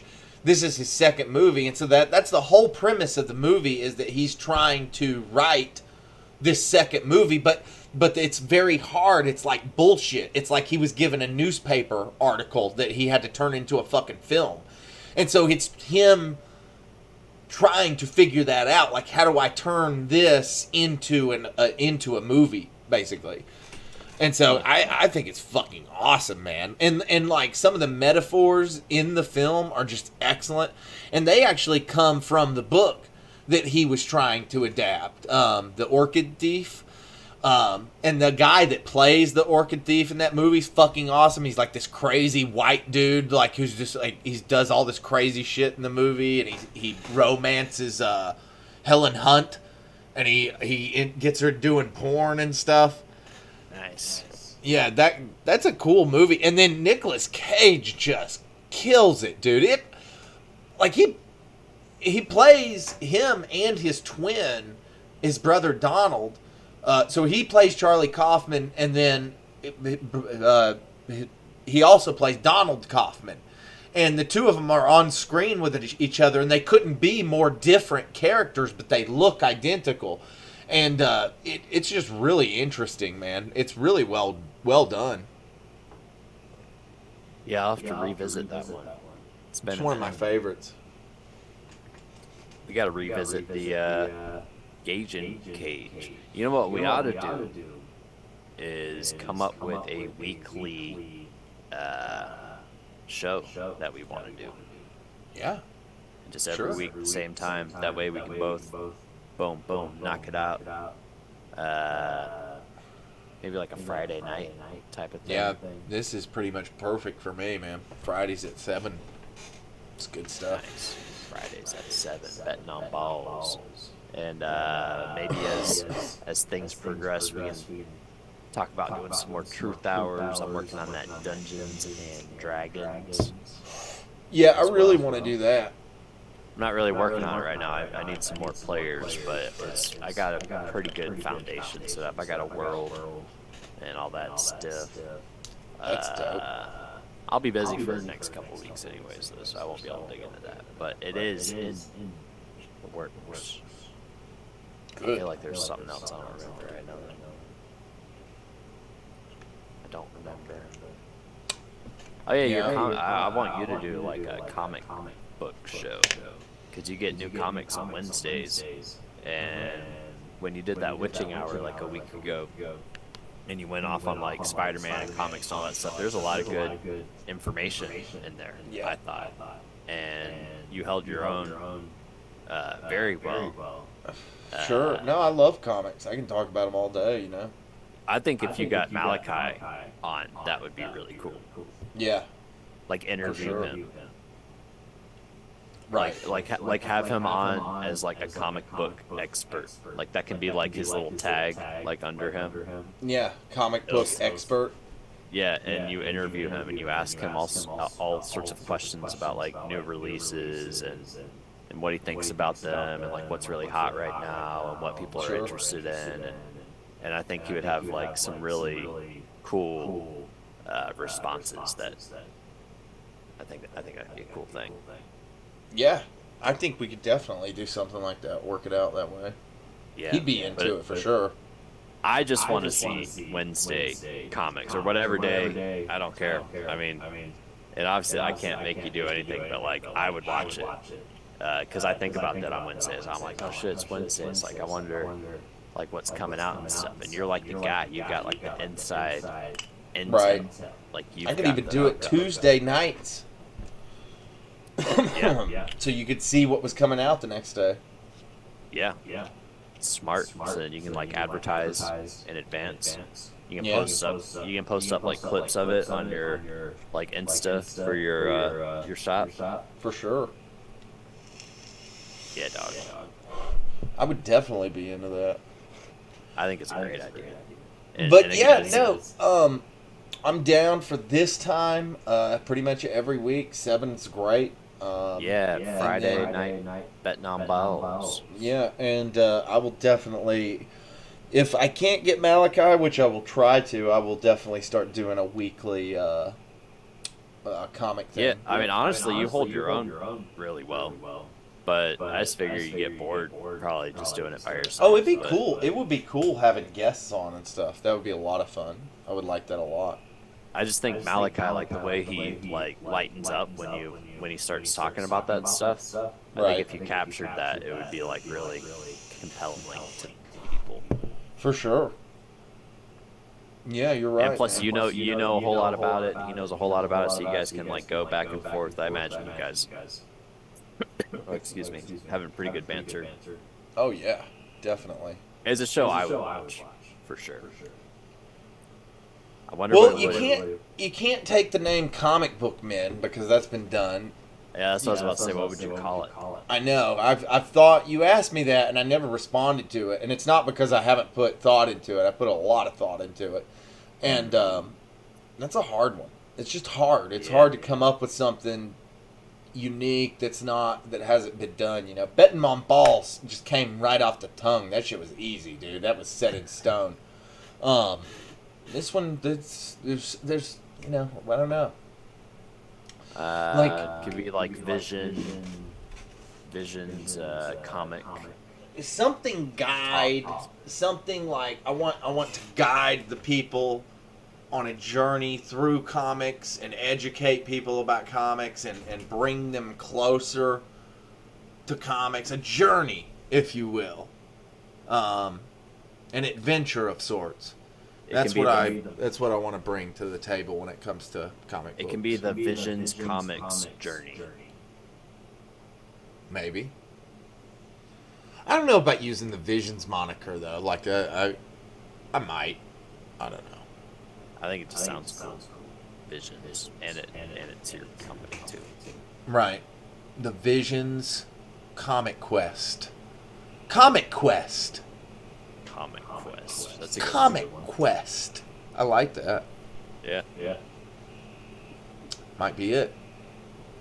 Comic Quest. Comic Quest, and we could have like a dude with like a sword. He's like fighting a dragon, and he's got like a comic book in his hand. I like that. I love it. Yeah, Comic Quest with Tim Oceans and Malachi. Yes. Coming at you think- soon. I think we should end on that, brother. It's getting late for me. Me too, man. This was great, though. It was fun. It was real. It was real fun. This was betting on balls. next week. We'll be back. We'll be back every Friday.